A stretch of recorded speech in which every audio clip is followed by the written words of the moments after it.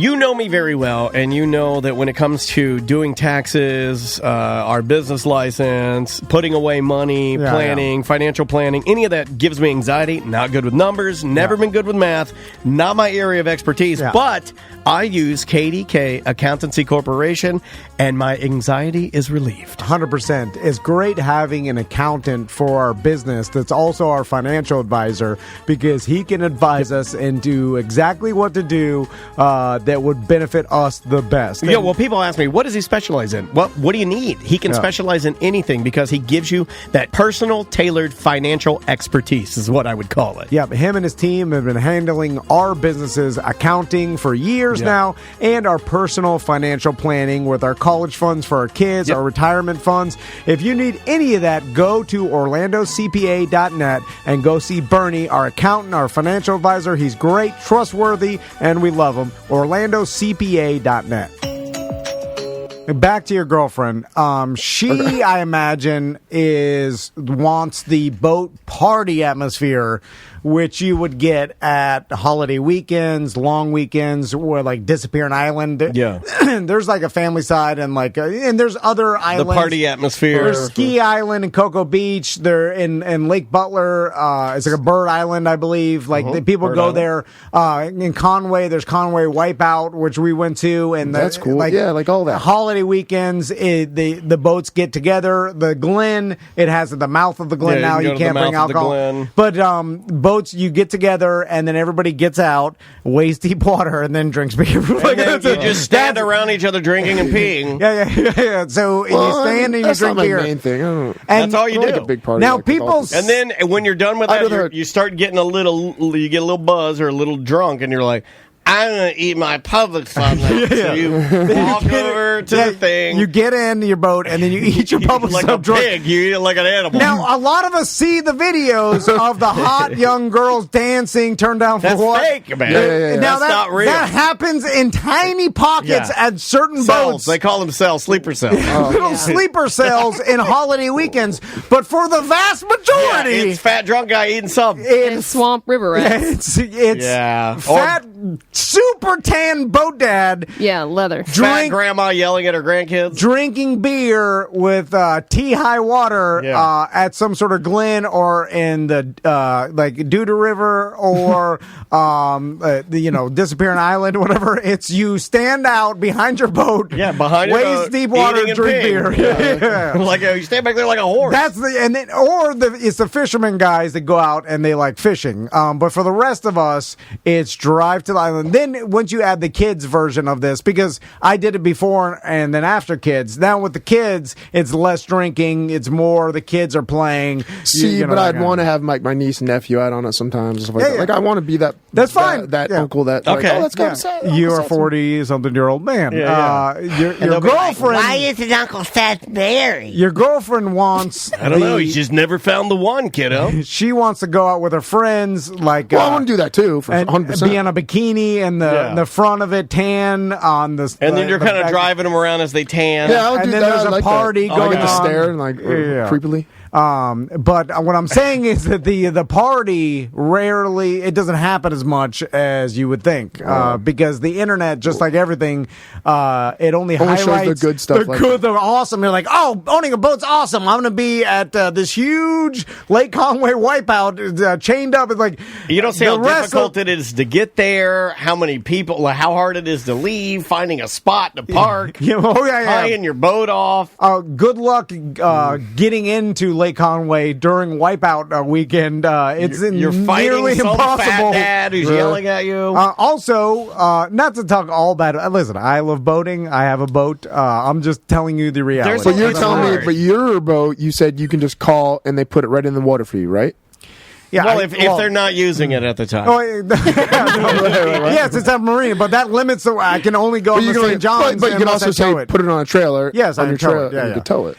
I'm seeing a pattern here where Tom, he loves his boat, he brags about his boat. When anybody else wants to get a boat, he tries everything in his power to not have them get the boat. He tries to hold them down. Here's why. He doesn't want you want to be the only one with the boat. Yeah, you're the only one allowed to boat. Remember, I'm going to come back with a 2022 26-footer and shove it right in your face. I read an article about professional surfers, some big names in the surf industry that were super mad that surfing was in the Olympics this year. Oh, and the logic behind it was they were like, well, there's the end of all good breaks out there. It's going to be so packed, you'll never catch a good wave again. So this is what he's doing. And so, lucky for them, nobody watched the Olympics, so there is a flaw That's there. true. But the fact that they didn't want surfing to be highlighted because in already packed breaks, and there's only a certain amount. Daniel knows. Oh yeah. Oh my God. There's already breaks in even in New Smyrna. It gets too packed sometimes. I bet you probably can't go to the North Shore really anymore. Because it's so packed, because it's so popular, everybody goes there. And there are a lot of people that probably have no business being out there. Yes, yeah, because that is really dangerous, and if you're going to do it, you pay your dues. And if I openly talk about how awesome boating is, then Seth and every other Seth out there is getting their boat. Oh, they already because they got $25,000 to burn,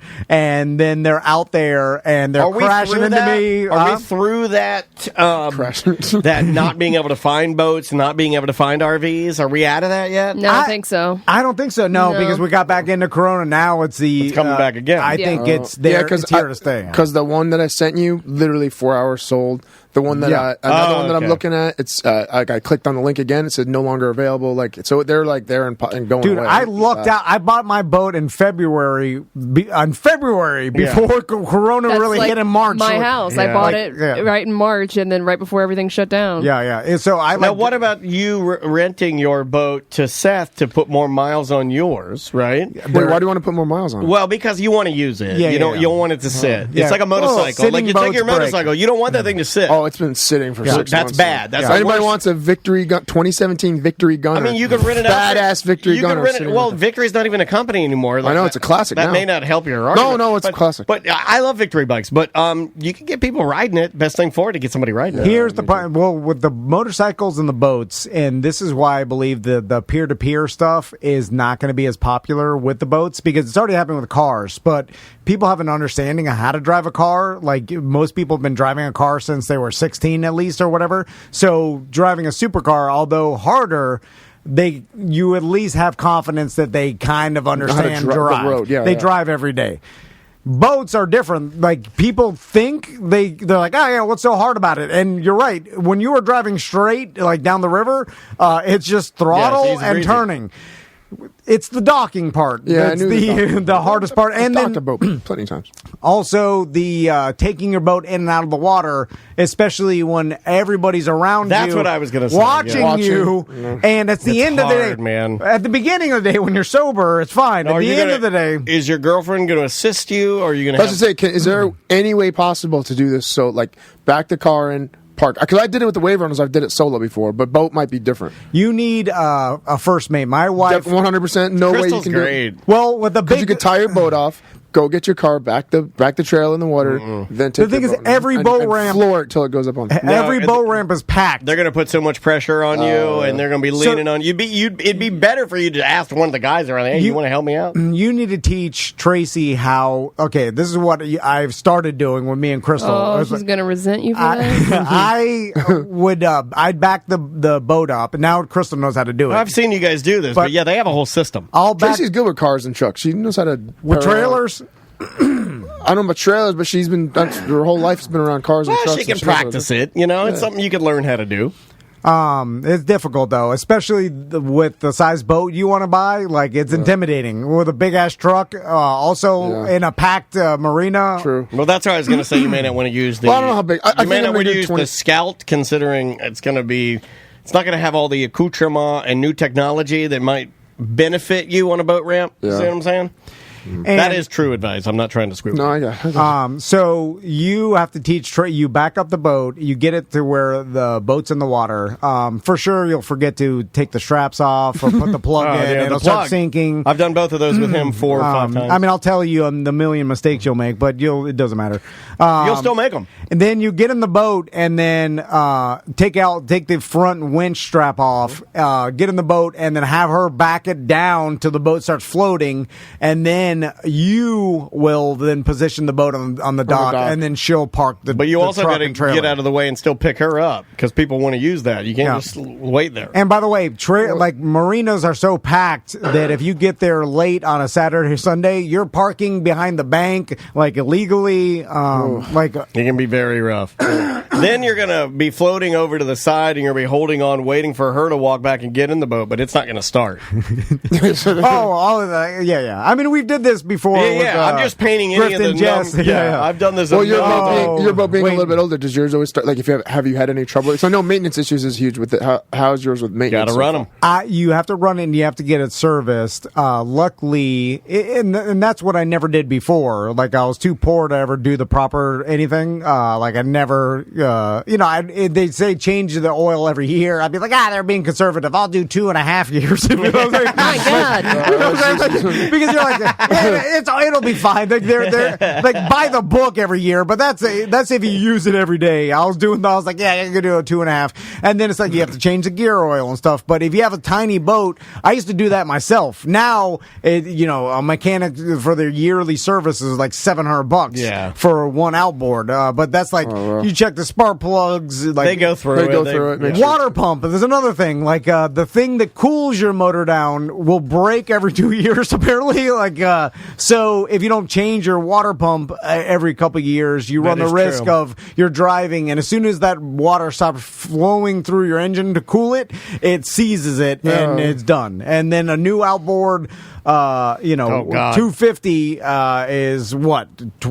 30,000, 45,000. Are you serious? For a new engine? Oh yeah, they're not. 250. I give 150 for 15 grand. I don't know, something like that. How would you even find one? It's expensive as hell. Where, if you could find one, right? I would imagine they'd be just as hard as boats to find. Well, that's as much as the boats. The engine itself is so much. Well, I'm saying brand new. Then you go used, and that's all that stuff. Anyway, so you're eventually going to get one. I know it for sure. How about a water jetpack? You got the bug. I heard try that. That was scary. You did the water jetpack? Yeah, remember I was on it in the Speedo? Yeah, I forgot that you did that. So, in your mind, how often are you going to use the boat? In my mind? Yeah. I made it like, because I always said that I was doing nothing but working on the weekends, doing karate and like working out. So I'm like, I need a hobby. I need something, me time. I need to break. Right. I need some relaxation. Okay. So in my head, I was going to do it at least twice a month. Okay. On the weekends. That's a reasonable expectation. Yeah. It'll go down to once a month and once every other month. Yeah, that's what then you start asking yourself, you're like, I'm paying for the storage. The boat costs $25,000. Like, I already have $35,000 into this, and I've used it twice in the past 6 months. And then you're like, I could just rent one. You could rent one. I knew they did rentals, but how? Boat share program. Would you let Seth use your boat? I said the same thing to my sister and then the other friends of mine, where I'm like, I would let you use it, but I'm not confident you're going to smash into other boats when you're docking this thing. Yeah. Or you're going to get into a predicament because you don't know what the hell you're doing. Right. So that, Well, how about you take me out once or twice? Let me gain your confidence. The irony in that is that I've been on his boat, and all he does is smash into other boats. So I'm just going to let him have that. That's why I know. I'm letting him have that. It's like, that's you, man. If you're a robber, you lock your doors because there's other use out there. He makes an excellent point. Don't you have those rubber things on the outside of your boat that bounce them off? Bumper boats to ride with those. How many times I scream? I would ride with them. Like the boys joke around because I constantly screaming, whoa, whoa, whoa, whoa. They chanted on the boat. Whoa, whoa, whoa. Yeah, I think it's funny because I'm constantly crashing into things. Whoa, whoa, whoa, whoa. They're like, whoa, whoa, whoa, whoa. And if I don't know what the hell I'm doing, you definitely don't. I have reflexes like reflexes like a cat. That means because if I see something coming, called kicking. Well, but I could reverse, left, right. No, I'm sorry, port, starboard. You'll make all the mistakes I make constantly, and then continue to make, and then now you're just projecting. You get better and better the more time you do it, but it just takes so long to. Well, your boat's a perfect practice boat for it. Is there anything else out there that you might want other than? I've been looking at a really, really cool electric bike that converts into an electric go-kart. So you just want to buy something. Kinda. Okay. Well, no, but the boat thing is really like I really have. You know how you have a motorcycle. What do you want the electric bike for? Because it's easy, so much more convenient to use. Motorcycle, I have to get my helmet. I have to make sure the battery's not. Are you kind of embarrassed? The helmet? Are you? You're still gonna die when you get hit by a car with your electric bike. It doesn't matter. Okay. The electric bike is like that lady on the electric bike with her mask on going down the road. In fact, no helmet. I can got her mask on. I can work.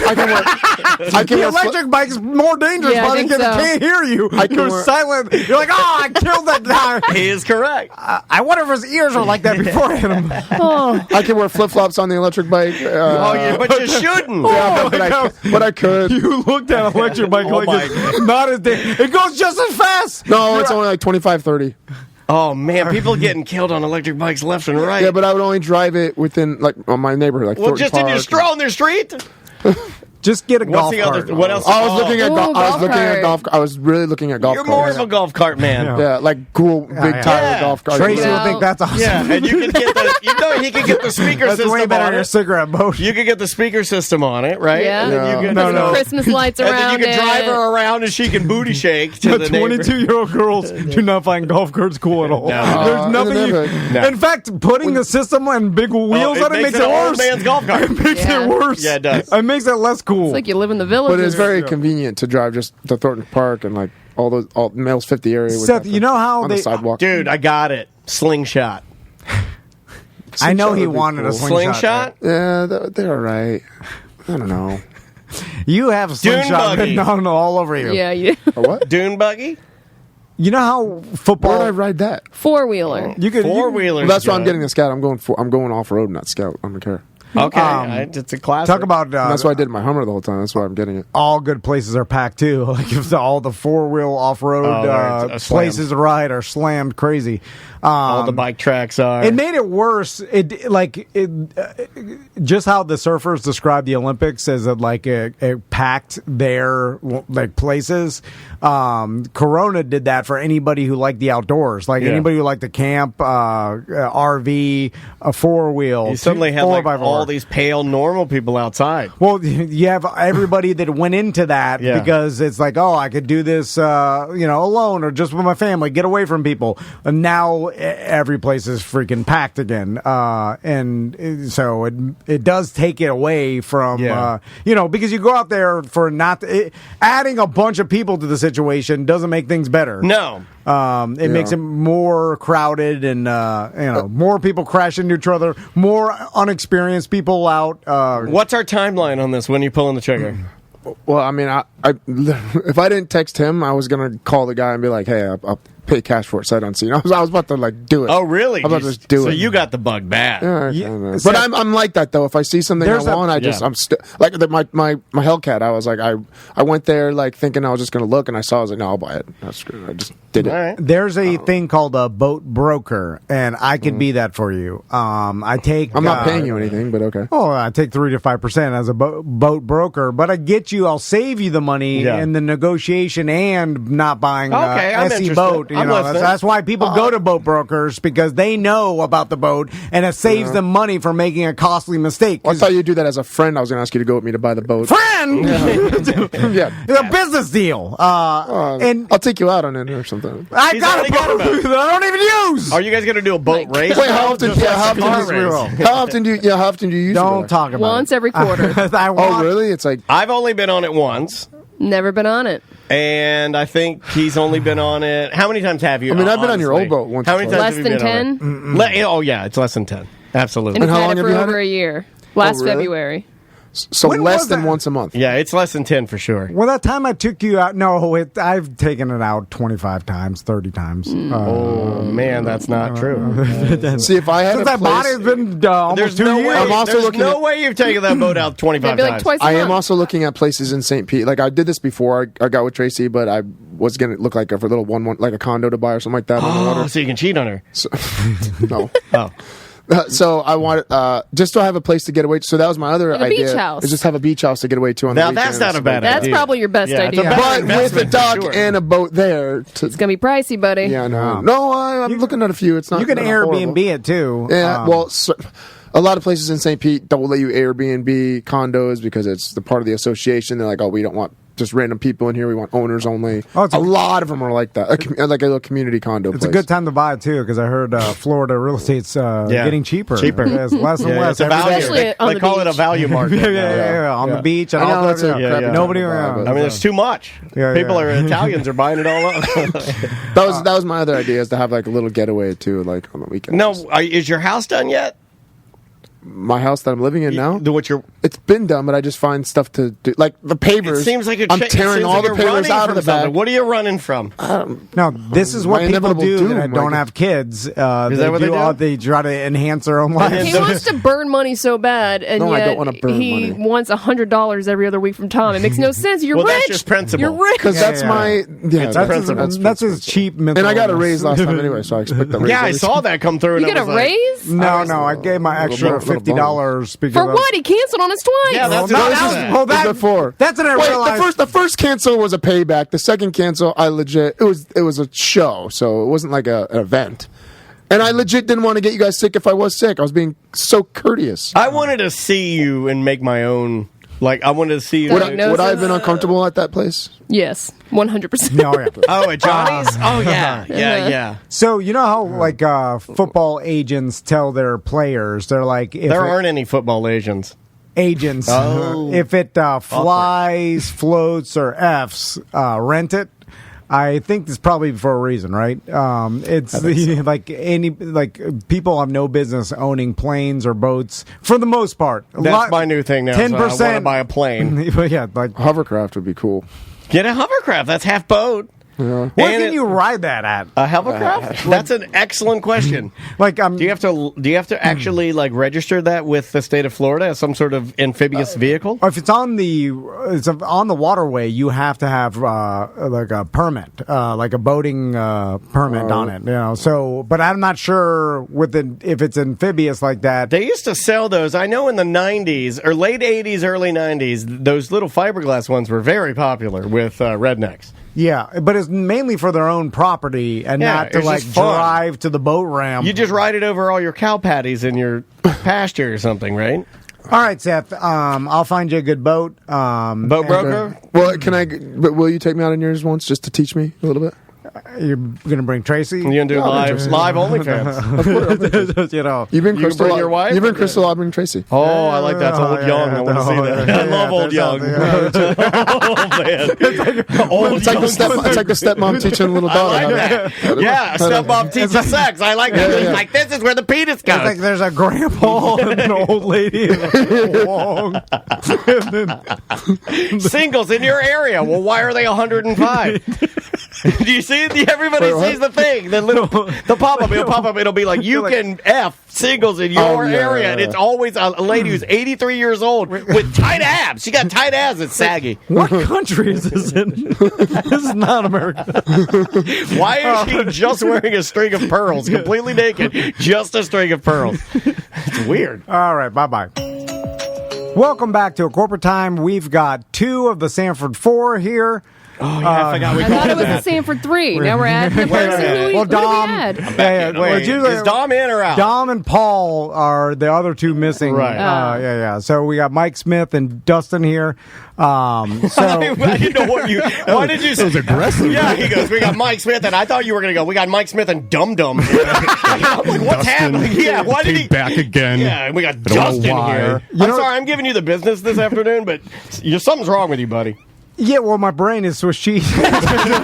and the CTE. I'm fighting it back, and it's coming. Poor Junior Sam. Because my irrational fears, speaking of irrational fears, is that I call someone by the wrong name. Well, you almost called him Dum Dum, which would have been his wrong. That's wrong. It would have worked. No. Does it work? Yeah, Mike says it worked. Okay, hold on. It would have worked. It would have worked. And he probably would have said it less aggressively. I'm not joking. Anybody that we have in the show, I'm immediately scared of the calling Well, them then by make the me name. do it. I always make you do it. That's always been the bit, but I'll do it. I'm afraid that if I do that, I'll get soft and I'll stop thinking in my head, like, remember their names. Even though, like, why would I forget Dustin's name? You've only known each other for like 20 years. 20 years. I know Dustin for 20 years. At least Still 20 a years. concern that you have. But it's that irrational panic when you're about to say someone's name where you're like, oh my God, what if it's not their name? Oh, God, I better say Dum Dum. That'll fix it. I never commit to a name now. I never ever commit if I'm not 100%. I just hey, what's up, good to man? see you Yeah. today, man. Absolutely. I do that too. I panic. I always go with like, hey man, hey, what's going on? Like I don't, and it was a trick that I did years and years ago, and I don't think I've ever gotten off of it. Because Yeah. Well, I'm glad you brought it up, Mike, because I want to ask Mike Smith from Sanford, and I say that because Mike he's the Renaissance man of Sanford in the fact that he has dabbles in so many different things, like all of anything What that do you comes need? up, like What do you need? Mike Smith will pop up and be like, yeah, like I got that, and like, hold on, why are you organizing a backgammon competition? he does it all. How do you know? I've done that, He's like, I got a bunch of backgammon boards in this warehouse, And then he like, pulls what? up a door, and then Like, inside there, true to what he said, 100 backgammon tournaments quality. And Mike always looks cool as a cucumber riding his golf cart wherever, like around Sanford. And then We don't have the Sanford Cool. We don't have that Sanford Cool. Like, everybody in Sanford is pretty like, darn We're laid cool. back. That's Yeah. what we're high strung Like, over here. Just hearing what you said about the event that we're going to promote made I was having a small heart attack when you were saying that. Like, wait, I haven't booked all the bands. It's next weekend. Paul's the same way. It hurts me, man. That's a high anxiety guy. I can't hear stuff like that. I'm triggered by it, And man. full transparency, the guys are here to have a meeting about Sofa and Suds, and I did lure them here with the promise of on-air bit, so because I'm too lazy to drive all the Sanford. So because normally I drive to Sanford to get out the West End, go inside. Once in the last 5 years. Once. I think I was there. Yeah, absolutely. Yeah, and then you used to sit in Paul's smaller office and a save Where a he had shotgun. It was the tiny office was a with mob the boss extreme, office. and it had the extreme sports calendar that his mom bought him. Yeah, like this is where the shotgun blows your chest out from under the desk. Absolutely. We're all sitting 2 inches apart. Six of us in the 6 square foot room. Yeah, but it got bigger because you guys are gotten bigger, and so I think the last time I had the Sofa and Suds meeting, which would be 2 years ago, it was at the conference room, and I'm like, you guys are moving on up. Look at that. But still, like, I got to get in the car, drive all that, and so now The real problem there has nothing to do with you some guys or the advertising. meeting. The real problem is his wife calls him. Hello? Yeah? I'm heading to Sanford. Oh, yeah. It'll take me like 5 minutes to get there and about 2 minutes to get back. Yeah. All right, love you too. Okay. Hi, Mac. Hi, Tommy. Yeah, I'm in the car. What are you doing? Yeah, I'm in the car. What are you doing? I'm listening to you outside the car. Or that would have been you, yeah. And then you go, I'll be home in 2 minutes. I love you, boy. Why 2 minutes? It takes 45 minutes to get from here to Sanford, realistically. It like 45 minutes. You tell your wife 45 minutes and 45 minutes back. Tell people what they want to hear. They don't want to hear lies. You guys hear what my wife does to me when she puts my sons on the phone every day. It's emotional. It's like, emotional abuse. Tommy's here. I'm like, hey, Tommy. He's like, hey. We wish our daddy was here. No, but not even that. But they don't even want to talk to me. No, they don't. And she just puts us both on the spot. And we're both hang up. Well, that's what I used to do when my grandma. grandmother called. I'd hand the phone to Andrew. I'd be like, I don't want to talk to this bit.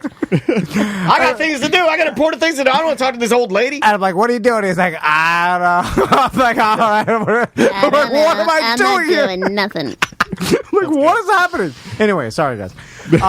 So let's talk business. Time's up. Time's up. Stop talking about your goddamn kids. Yeah. I did the thing that every business meeting you do, where you do a bunch of small talk at first, which I never liked. All right, let's get down to brass tacks, you MFs. You got 30 seconds. Go. I actually have no idea what I want to talk about. You have until this elevator door opens on my floor. You better make it good. Let's talk about the music festival coming up. Oh yeah, super organized. Been organized for months already. Everything's under control. Don't worry about it. Totally fine. September 11th, we're gonna do a 2nd Street Music Festival in Sanford. Nice. Yeah, we got together with a couple of other guys like Tuffy's, 119 French, and they all have stages. We're all on 2nd Street from 1792 to Sanford. So we decided to do like an all-day free music fest. It's going to start at, I think, 3 o'clock at 2 of the bars, 4 o'clock at West End and Celery. And then it's going to go music all night long inside Tuffy's and West End venue. The music will go after midnight until about 2 in the morning, probably. Awesome. Also, West End, we got supervillains. They're closing out the show. I love that. I love me some supervillains. So I know we've talked about it a million times, but I mean, so many things are getting built in Sanford, and you guys got a hotel now, right? There's a couple in the works. Yeah, there's a couple in the works right now. Yeah, well, they're renovating a historic building that's been there since 1920s. It's a very historic hotel. There's a group that's been trying to get it off the ground as far as restoring it and bringing it back to its glory. It's a beautiful building. And then there's a couple new hotels being floated around for First Street downtown. They're back and forth with the planning and zoning with their designs. So. I remember when DeLand got a Hilton. No, it was a big deal. I was like, ooh, what? We got us a Hilton. We got a new Holiday Inn by the highway, but it's still 4 miles. Yeah, that's too far away. You want that historic, cool, kitschy downtown stuff. Yeah. That's what you want. You want to be able to take the trolley or golf cart everywhere. Yeah, absolutely. So, Mike, describe to me your day-to-day activities, because I want your life. And maybe I think I want it, but maybe I don't. Because you said a lot of dumb things. That's pretty dumb. Well, because dumb. Actually, I would tell you, no, man, I don't think you do. It looks like high stress to me. It looks like you handle it well, but it's high stress. Okay, is it a high stress and you're just not a stressed out guy? Because you never look stressed out.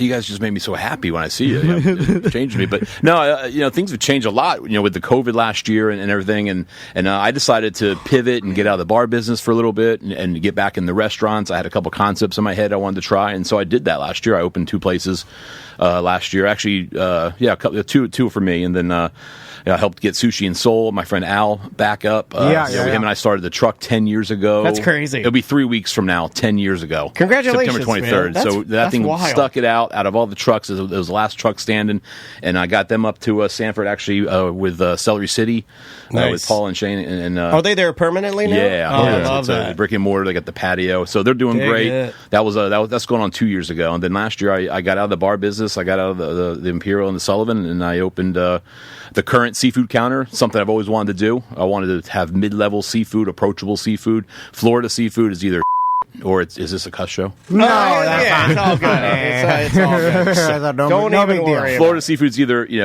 rock bottom, overcooked, overfried, over grilled, over blackened, or it's shirt and tie. So I'm splitting the difference. I love the Northeast. I got a little taste of that going on here. And then I opened up craft sausages and classic dogs called Maggie Dog. Also, and that's all in Henry's Depot on First Street. Maggie Dog. The new food hall collective that we have up there. It's been open for about a year and a half. My deceased parents' dog I have is named Maggie. Yeah. She's a Maggie dog. That's a way to bring this whole thing right down. He does that all the time. I apologize. I'm an orphan now. I don't know if you know that. All I have left is their dog. The whole concept of like putting a bunch of different food venues in one building, food court style, like that is a thriving business right now, right? It's popping up everywhere. Yeah. You need some dumb old people to clean the tables. You gotta have cleaning the tables. The name of the show gonna be Dum Dum today? Maybe. I don't know. I don't do that anymore. Is the advantage like, all right, we all collectively pay for the actual rent of this building, and therefore it cuts down our hard costs, and we're able to be more profitable, and that way someone can go and they can have a choice of 5 different places, right? There's pros and cons. I mean, it is that it is a collective. It's great for large families, large groups. They can go and pick and choose what they want. A lot more variety. Then they all can convene and sit down somewhere. As far as a business inside of it, there's pros and cons. I do pay a rent, to be in there, and there's things that I get in that rent that take a lot of things off my plate, like building maintenance and things like that. I don't have to worry about. I don't have to paint the I don't have to paint the roof. Just things I don't have to clean the bathrooms or something. Yeah, hypothetically, we still pitch in here and there, but there's a lot of pros and cons. Together, we all feed off each ot's cross promotions and things like that. So we're getting better at it. There's a lot of personalities there to deal with, and it's good. It's been a good run. We've had a good year. We're in our September slump right now, which is usual. It's normal for Sanford, this time of year. So we're riding that out, but we're getting ready for a good fall and a good winter. Let's talk golf carts, because you guys are golf cartmen, and you travel. Is there any is it a competition kind of a thing? Yeah, there's definitely competition. Like if you came rolling up in like a busted ass golf cart, would the guys clown you a little bit? It's funny because I was against golf carts. I got to Sanford 9 years ago last week, and that's when I started opening craft beers, craft cocktails. Congrats, man! Yeah, it's felt like 20 years to be honest. But a year into it, I'm up there trying to do things and shake things up, and then they made the golf cart, the downtown a golf cart zone, and I thought it was a stupid idea. We have it around here, and I thought it sort of the same. I thought of the villages. I'm like, why are we going in that direction? We should be shaking up. We should be getting edgy up here. And we need dune buggies. Fast forward a couple years, these young couples are moving in. They're getting a golf cart, busted up old golf cart, and but it looks fun. I'm like, all right, I can see it. Back then I was still riding my bike a lot, and I lived 2 blocks from work. Yeah, and given fully into sedentary life. But then a couple nice golf carts start rolling around and catching your attention, like, all right, and everyone looks like they're having a blast, when they're just going 100 feet, from one bar to another. I still thought it was stupid, and then I got one a couple years ago, and I don't remember life without a golf cart. I don't remember how I got around before, because I sit on this cushion, and it just takes me where I want to go. Yeah, it's like a cloud, electric cloud. It's beautiful. Yeah. Also, if you have a long beard and long hair, and you go from bike to golf cart, you instantly went from homeless to, like, this guy likes to party, and has money, because golf cart. Right. Yeah. Like if you ride your bicycle, even though it's not that hard or whatever. Well, no, golf cart. I have that long beard, long hair. Golf cart. When I look at you, I go, oh, this guy didn't get DUIs, right? Because you gotta have a street legal, have a license. I mean, it's. So I want, and me and Daniel have been talking about this, we both want golf carts to start driving around, because technically... I want to sit in I want to be able to drive it in here and just never leave it. Drive up, put the mic right in. Because that's called a rascal. Yes, that's what I need. I need a big fat. Because the rule is, and your golf carts, you have the license plate and everything. We can have the triangle on the back. Yeah, sticker. You have to have some reflective tape, and you have to have your turn signals and your horns and the DOT windshield. Around here, they make them have the big octagon. You don't have to do that. Well, you can get a stoplight, and you don't have to get the octagon. I think that's in place of a brake light. Right? No, I'm getting brake lights. You have to have brake lights. You have to have brake lights. Oh, you have to have brake lights. What is that octagon thing? Is that some Baldwin Park? I think it's a Baldwin Park thing. You have to have some sort of reflective surface. Well, it looks stupid. I want to look cool while I'm driving this. Or you can just not say anything for a couple of months and drive whatever you want. No, not around here. We can't, man. We had the wrong color curtains, and they rode us up one day. It's more enjoyable life, right? When you get on that golf cart and you're driving, and it's just you're open air, and you're always drunk on the golf cart. Right? You're drunk on it. Yeah, they never pull you over because no, they can't. I don't think legally they can pull you over. I am not going to speak to that. I have heard that legally you cannot be pulled over while driving intoxicated on a golf cart because it's technically a child's toy. Perfect. I heard the cops of course he's drunk. Call Mo on that one. I mean, hey, you live your life, Sam. I know what I'm doing. Hey, I heard the cops are this guy, I'm not going to pull him over, ruin his day. Yeah, I mean, everybody knows that the cop that pulls over the golf cart is. Yeah. I mean, everybody knows he's That's equivalent to going and popping the balloons at a birthday party. Yeah. You don't do that. Who wants to do that? You also don't want to be seen doing that. No, because you're look at Jerry pull over the golf cart. Then they bully Jerry. You don't want. Think of how many impressions you're going to get of eyes going by you while you got the golf cart pulled over. I've actually been pulled over twice. Oh, you got to do it. You got to do it behind. DUI. Oh my god! But I was crossing a road I wasn't supposed to cross. knowingly to run some errands. Because once you get a golf cart, you don't want to get in your car anymore. 9 months I spent in my golf cart without driving my car. Yeah. Really? 9 There's months. been times There was vines growing across the doors. Of your car? That's pretty awesome. Yeah. It was the car I rode in, right? Probably. Okay. Wait a minute, that car's always had vines. Exactly. That car is fine. So I thought you could cross over busy streets. There's a couple of crossings. They just made it legal to cross over 1792 to Winn-Dixie. And that's where I used to get busted. That's a big deal in San Francisco. Today we put in place the Winn-Dixie laws. It's how you can get your beef, pretty big deal.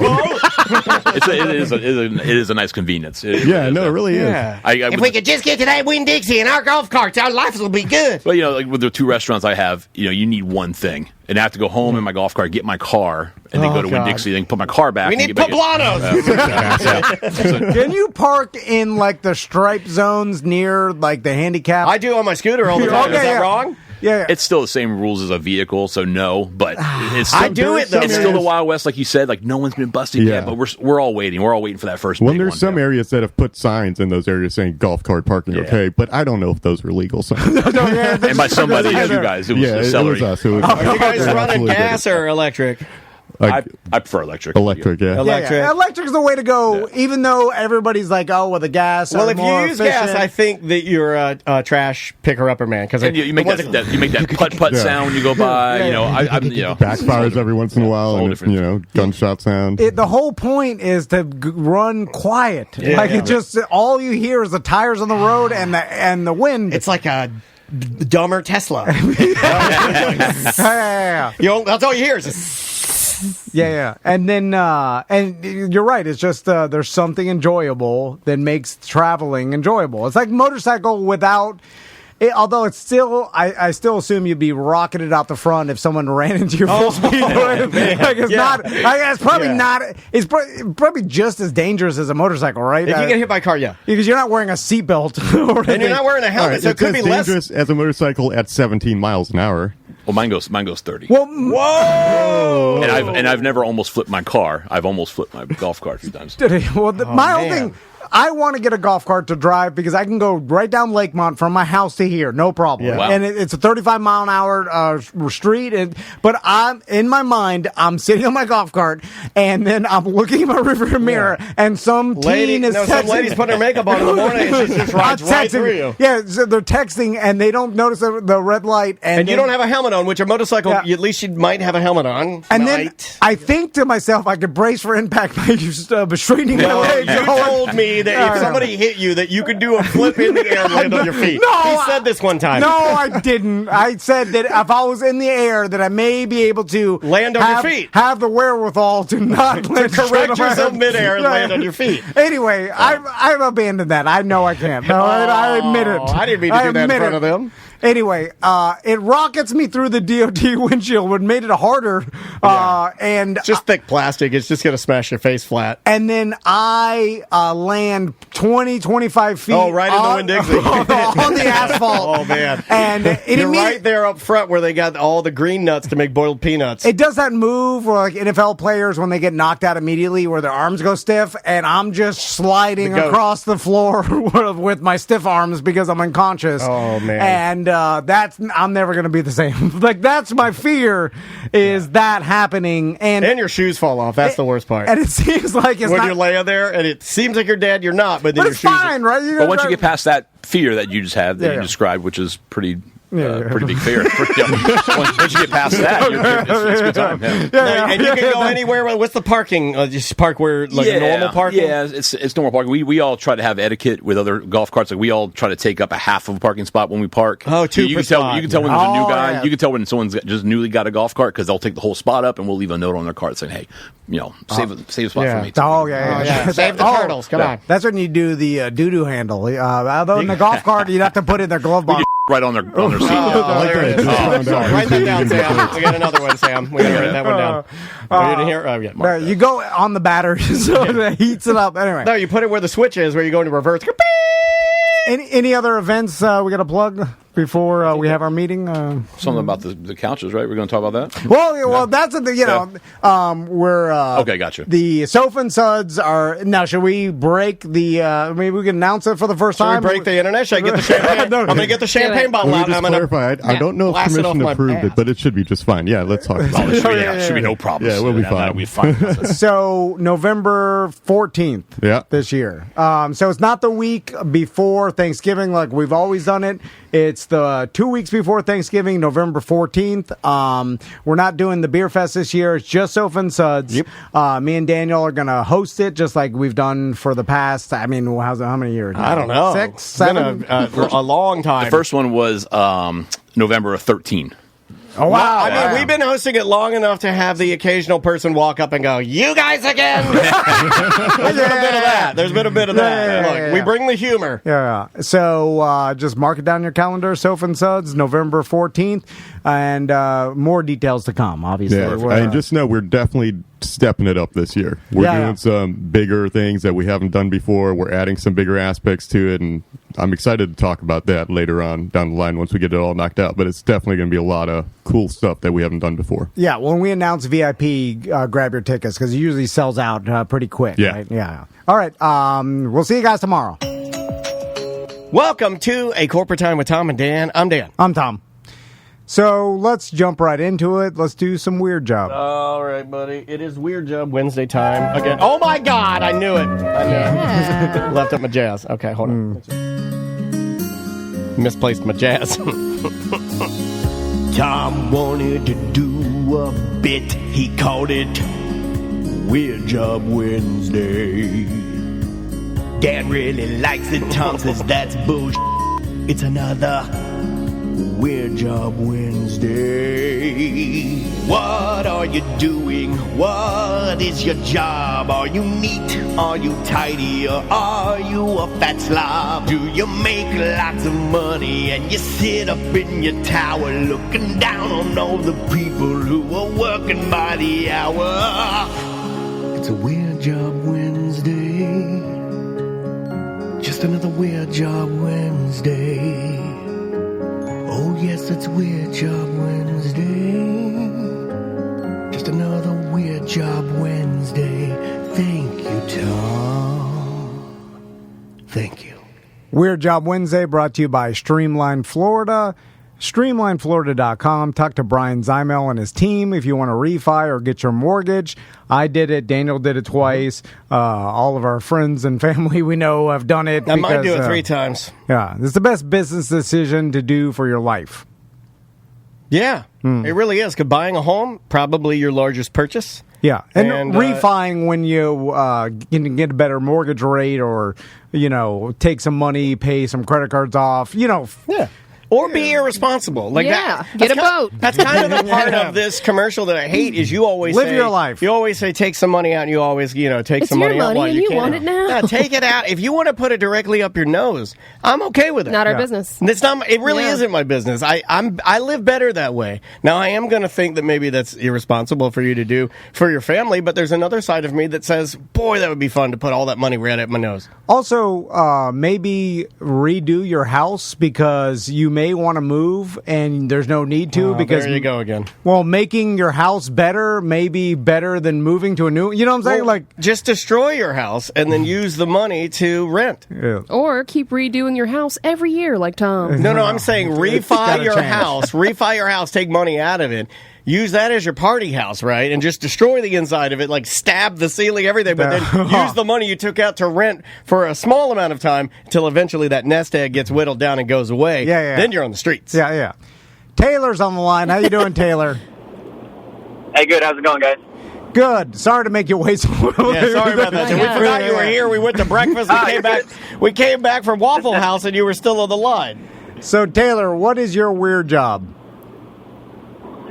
So I'm a mobile bartender, so I own a mobile bar service business. All right. Mobile bartender. A bartender with legs. I love it. So, yes. People just rent you out for parties? Yes, pretty much. So private event bartender, kind of like there's people have private chefs and whatnot, so I do that with mixing drinks. Okay. That's really cool. So let me ask you a question. Private bartender, though, does sound like it is the beard. It's basically like when you say, I'm in waste management. I think when you say, I'm a mobile bartender, everybody knows that you're pumping the MILFs.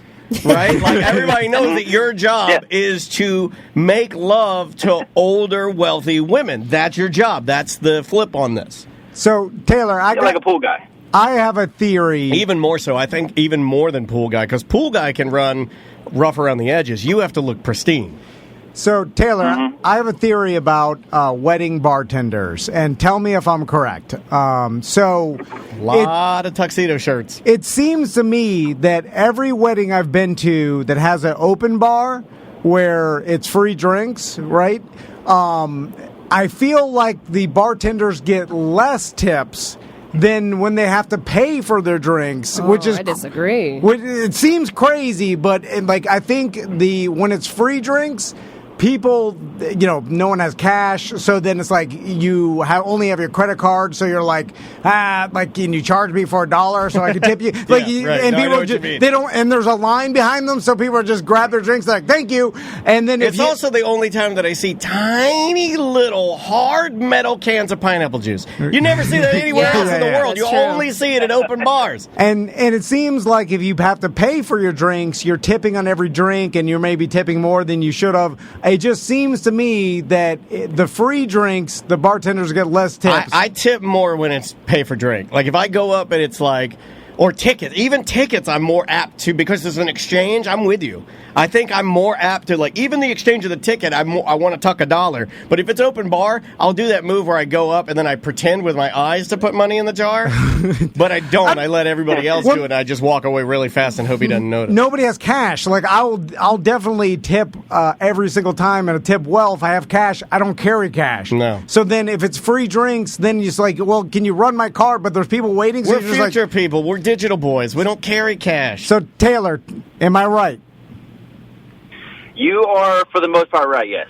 All right. He loves. Thanks for listening. he loves that you sat and listened to his. Like, this is the one thing you can't get out of his current relationship. He's never once said something to his wife and then had her go, for the most part, you're correct. Because you love that. You love that, didn't you? Yeah. I love being right. You love Taylor, don't you? Yeah. I love you, Taylor. Oh, my God. That's twice in 2 weeks. Anybody who says I'm right. He loves them. Anyway, so why is that? It seems so stupid because is it just because the no cash thing? Well, no, because I put QR codes on my tip jar, so there's no excuses for not tipping at this point. Wait a minute. QR codes only became cool because of the pandemic. Everybody knows that. QR codes were about to die until we found the Wuhan flu. Also, I don't know how to use a QR code tipper or whatever. I don't know what that even means. I don't know how to use a QR code tipper. How does that work? Well, Pop, you just scan with your camera the QR code, and it brings up whichever app that you scan it for. So Venmo, Cash App, PayPal, and it comes up immediately. Instead of a menu at a restaurant, like during COVID, it's whichever app you want to tip with. That's pretty cool. Gotcha. Well, all those that you mentioned, I've lost the passwords. Yeah, I know. I've lost all mine, too. We're finally in the same boat now. Yeah. So it'd take me too long anyway. I buy everything with PayPal. I don't know if it's the company's PayPal or my PayPal, but I buy everything with it. So only when I got. Are you under different rules when it comes to over-serving people? Because it seems like at events... maybe he can make his own decision. Well, all you do is... Sovereign citizen. Like every wedding, everody gets over-served, right? That's the whole point of weddings, right? How are you supposed to see somebody do the worm and crap their pants? So, but you wouldn't do that. Like the businessman that walks up at the wedding, the drunk uncle that literally is blacked out. Hey, give him 4 shots, Taylor. There's 4 shots. Like you wouldn't serve that guy at Applebee's, but you serve him at a wedding, and I feel like it's acceptable. Is there different etiquette? For some people in my industry, they may feel comfortable doing that, but I have insurance, and I'm trained, like tip certified, a responsible vendor, all these things in which I sell to the client to show that we're not going to be that sloppy, irresponsible bartender that just gets everybody smash wasted. So, I'm curious, too. That's the difference between saying, like, in the DJ world, that's the difference in somebody saying, like, oh, I could just get my iPod. Yeah, right. Yeah, like you're paying for the expertise. You're also paying for the myriad of recipes that he has in his brain of what to make. Stuff like that. So let's talk tips in general. Like at events, it seems like you get less tips than I'm sure you were a normal bartender at some point. Is that true, or do you make more money in tips in certain types of events? Yeah, actually, you'd be surprised. So usually the higher end events, for the most part, there are some outliers, but the higher end events, less tips. Usually the most I've made has been in like a field somewhere where there's goats walking around me and whatnot. Yeah. You want to be out there with the people because the people are getting drunk. Yeah. And the people they get generous, yeah. Yeah, and the people that go to bars... Rich people are stingy, yes, that's why they're rich. Yeah, that's why they're rich. They get used to these events where it's all open bar. Yeah, they don't think about it. And they don't think about it. And entitled they're bastards. And look, I've talked about this with NBA players for a long time. I think that most sports stars get a bad rap. I think most of us say, like in the hospitality world, like in Taylor's world, I think most sports stars, negatively, it's like across the board, right? Of people like, was he a good tipper or a bad tipper? I'm just saying blanket statement. For the most part, people are going to be like, hey, you even tip me. I think that's because they're used to people handling it. I don't think it's because they wouldn't have. I think it's because they were walking out or their person said, you got to go over here or make this call or go over there. Tim Tebow, that night I saw him out at Disney in that restaurant, he wasn't tipping. He's sitting there with Urban Meyer. He was only there for that. Yeah, he didn't pull his wallet out. No, he didn't do none of that. So, although you should, I guess, get in the habit of just carrying around cash if you're a celebrity. Or at least have your handler carry it. Yeah, and just to leave so you don't get a bad reputation. But you're right. You know how many times, like, we've gone and done events and we had to get the hell out, like, fast, and then we didn't get to, like, tip the, whoever was, like, serving us at the time or whatever, like, you know what I'm saying? Like, just because we had to leave and, like, we're like, did someone pay that? Not that we're running out of tab, but it's, like, confusion. Yeah. There's too much going on. Anyway, I think half of it is that. So, Taylor, when you do one of these, like, private events, like, they what... might ask you to keep your mouth shut or put this bird mask on. Yeah. Like, is there any, like, event that you had to, sign a non-disclosure agreement or some sort of, you couldn't talk about it? No, not yet. I imagine that eventually, but I get what you're alluding to. Nothing has been that insane as far as them knowing that's going to happen up front. Maybe they probably wish they did do that at a few events, but no, not yet. But I did start my business in the villages, so a good amount of my clientele is actually in the villages, and that's kind of what I'm speaking of. I've seen some crazy stuff. Oh, so you what have you seen out there? You get to see those old ladies that wear the red, white, and blue cowboy hats and they're too old for their implants. So it starts to look weird, man. I'm all about them trying to hang on to it, and you do you, lady, but at some point I feel like your body's rejecting those things. Doesn't want them. And like I've never seen, like, you hear the swinger stories and whatnot. I've never seen firsthand, like, they're not just like going at it in the living room or anything in front of me. But no, there's definitely some swapping going on though. It's hard to mix a Tom Collins if that were happening. Yeah. They like to have fun. So, how does it work as far as, do you work for a company? You work for only yourself? Do you bring out the actual, like, I hope bar you have on a wheels? Cardboard tiki bar. Yes. Yeah. So that's the thing too, is that with the tipping, you were talking about people who tip more at restaurants and bars. Well, that's true. I mean, people rely more on that at a bar or restaurant because they're getting paid $5 and change an hour. With my business, so it is my company. I do have several bartenders that work for me. Cool. But it is my company, so we set a base rate and then add different packages and different options along with that. Nice. So, how does it work as far as, do you give the person, if let's say it's an event and you're selling booze, do you offer them like a split or something, or did they make all the money and you pay some sort of base fee and the alcohol? How does that work? Yeah, so that's like the number one question we get asked. It's like, oh, you have a liquor license? Like, how much do you sell the booze for? We're a bartending service, so we don't sell alcohol. We don't sell drinks. So at private events, they're all open bars. So the client, who's the host of the party or the wedding or whatever it may be, they pay for everything. And the I'm not going there and selling drinks. Now, the time I've done cash bar a few times has been for nonprofit companies, and a couple times have been for comedy shows and just things that are like for nonprofit. Gotcha. Where they can do a cash bar and they handle the cash, and I'm providing the bartending service.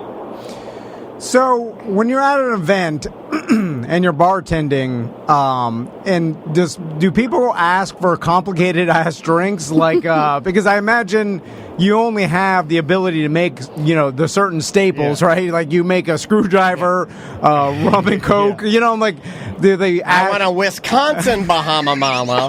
Hold the key lime puree. Yeah. Because if you do that, you're a douchebag. Yeah, you start asking for a complicated ass drink when there's a line of people. I want a Short Island iced tea, and I hope you know what that is. Like, get out of here. Yeah, no, I mean, it depends. So there's different packages. Some people want just like quick and easy, just pour and go drinks like you're talking about, like single liquor drinks. But I offer different packages. So if they want some complicated menu with some signature drinks where I'm muddling this and infusing that, I'm more than happy to. It's just you're going to pay for it.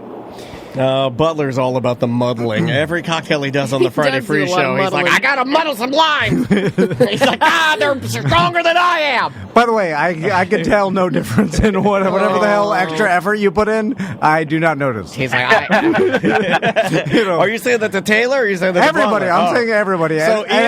So you are mad at because Taylor. I'm not mad at it. I'm just saying it's a waste of your life. Because Taylor, okay. Oh my God. So Taylor is. Yeah. He could be put in the category of like leather apron, burning an orange rind. Yeah. The zest of an orange being wafted. Yeah. I just curly cues of lime zest. I just want whatever percentage alcohol is in there to keep my feet from shaking. Yeah, exactly. How fast can you open them? What's the craziest thing that you've seen? You ever seen a fight or anything? Yeah. Tell us something crazy. Yeah, that was crazy, and they were fighting, and like you said about, do I bring a bar? Yeah, I do have mobile bars that I bring, and they're great, but they're portable, so they're, if this dude was like, this like 350-pound dude was like trying to fight this other guy, and they just like fall over my bar, and this is an event that was by a pool, where it was a pool party that was supposed to be like 25 people. You're at Adam Sandler's pool party. Chris Farley fell through your bar. There was like 60 people there, and it was absolutely out of hand. I ran out of product, so they went back in the house like, we got this big bottle of Grey Goose, and then so I just ended up making Grey Goose and whatever other mixtures I had left. Grey Goose and yeah, I got really frightened. So as I've been doing this, I've been tightening up like what my contract includes for liability reasons, because you can't cheat experience with this, and every day I learn something new. You ever have any like MILFs try to pick you up, or you sound pretty young? Oh yes. Yes. And you take advantage of them, right, and steal all their jewels. Oh, of course. I mean, that's what I would do. I mean, old lady whose implants her body's rejecting her implants, you go in there, all you got to do is give her a couple of back rubs. Next thing you know, she falls asleep because she's on the propofol or whatever. You start digging through her jewelry, and then you find the safe combination, and then in there is the tiaras are in there, and the scepters. Mm-hmm. Do you ever, the client wants you to party too? Because sometimes, a shot for me and a shot for handsome mustache Johnny here. You ever get loaded at one of your events and then, you have to walk your bar home? No, I've not that I haven't. Toward the tail end, had a couple with my clients. It's I find it's just best liability reasons, and just I don't know. I just try to stay professional. But it's almost every event. It's like, hey, can we take a shot together? Or I've been offered left-handed cigarettes all the time as well. Oh, well, you can do that. I mean, that'll just make the pours a little heavier. I will tell you that I've been to a couple private parties at rich guys' houses, and they've had a private bartender. It's never been the way I wanted it, though. I've always wanted it like this. Sorry, but I've always wanted it like the service, and it's usually either a novelty or like one of their friends. Yeah. You know what I mean? I've seen it where it's like they hired a person. It's like Taylor does, and it's like a professional. He's there wearing a tuxedo shirt. Everybody knows you wear the tuxedo shirt. And then I'm like, this is pretty awesome. I'm like, this is fancy. But the tuxedo shirt's always a little yellow. So Taylor, let's say I want to have a pool party and I want to like invite some people and impress them, and I want to have you bartender. Hire a teen lifeguard too, like you did that one time. No, come on, not teen. She was in her 20s. He hired a teen lifeguard. Don't talk he about hired a teen lifeguard one time. I didn't. My wife did. Yeah, she's like, all right, kids, volleyball time. I'm like, yes, ma'am. Come on, don't talk about it. Let's spike it. So, how much to get you there? You bartender my pool party. You bring Why the rig. Are you yelling at him like Armenian? Actually, you bartender my pool party. You do it now. His brain is shutting down. Dripping with rings. I don't need you to bring the mobile bar. You could do it with my outdoor kitchen. No. That's you like serving. That's like serving champagne out of an old wagon shack. No, that's an old wagon shack. No, because it's cheaper. It's a mine. Oh, you're gonna cheap out, make it use your kitchen. I'll bring the booze, and then you just serve it. How much, hot Taylor? Vodka. And it's Tom Van prices. Remember? What does that mean? Yeah, this could be your first big celebrity. Yeah. So I used to do events where I had my bottom level package. If you just need a bartender, I'll show with my tools and I'll serve whatever you got. And that way I figured your tools are your hands. Muddling tools. My digger tins and my digger, my strainer. Come on. I can muddle with my fingers. You don't have to bring it. I'm a single muddler. I'll give you a cup. And I'll give you a spaghetti strainer. I'll give you some of that plastic cutlery from Beefy King, and you can muddle me an orange. No, I quit doing the bartender-only service because I didn't want to leave out any potential clientele, but I got too busy to the point where it's not worth it. And not only that, I remember the last straw I showed up to the event, and their cups that they provided, because I didn't provide them, were 5-ounce cups for mixed drinks. And I don't know if you know how tiny that is. It's pretty much a shot glass. Yeah. Well, why did they give you 5 ounce? Well, they were little people. Because the point is my whole point is to hire me is because I'm the one that takes the guesswork out of everything. I have the expertise, and I just don't. It doesn't make any sense for me to show up and bartend with the wrong things. Like, oh, we have the mixers are Diet Sprite and Orange Crush, and then all we have is Hennessy. Oh man, that's bad. I know where you're at. Yeah, I know whose house you're at. So, just an example. So there's probably a knife keeping the toilet from running.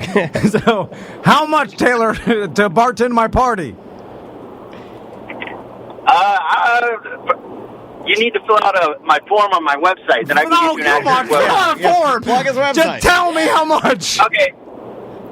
So it ranges. So the base price is $300, but that's not including how much each head. So then on top of that, the head count comes into play, and then different packages on top of that. So the cheapest is probably going to be for a small party, maybe like $500. Yeah, that's not bad. That's not bad at all. Do you do anything else, like play acoustic guitar or something? Yeah. Do you have like a PA? Because I saw this move too, that a rich guy hired his own acoustic guitar. It was Jimmy. Yeah. It was Jimmy. It was Dirty Jim Colbert. You pour one drink and you're and I'm going to take a quick break real quick, so enjoy those cocktails. This is Christopher Cross sailing. Well, it's not far down to paradise. At least it's not for me. Our buddy Jim Colbert hired at a couple different house parties his own personal acoustic boy. He hired an acoustic boy. That's how you know you're rich. When you hire an acoustic boy, you're rich. It was like Jan from The Office.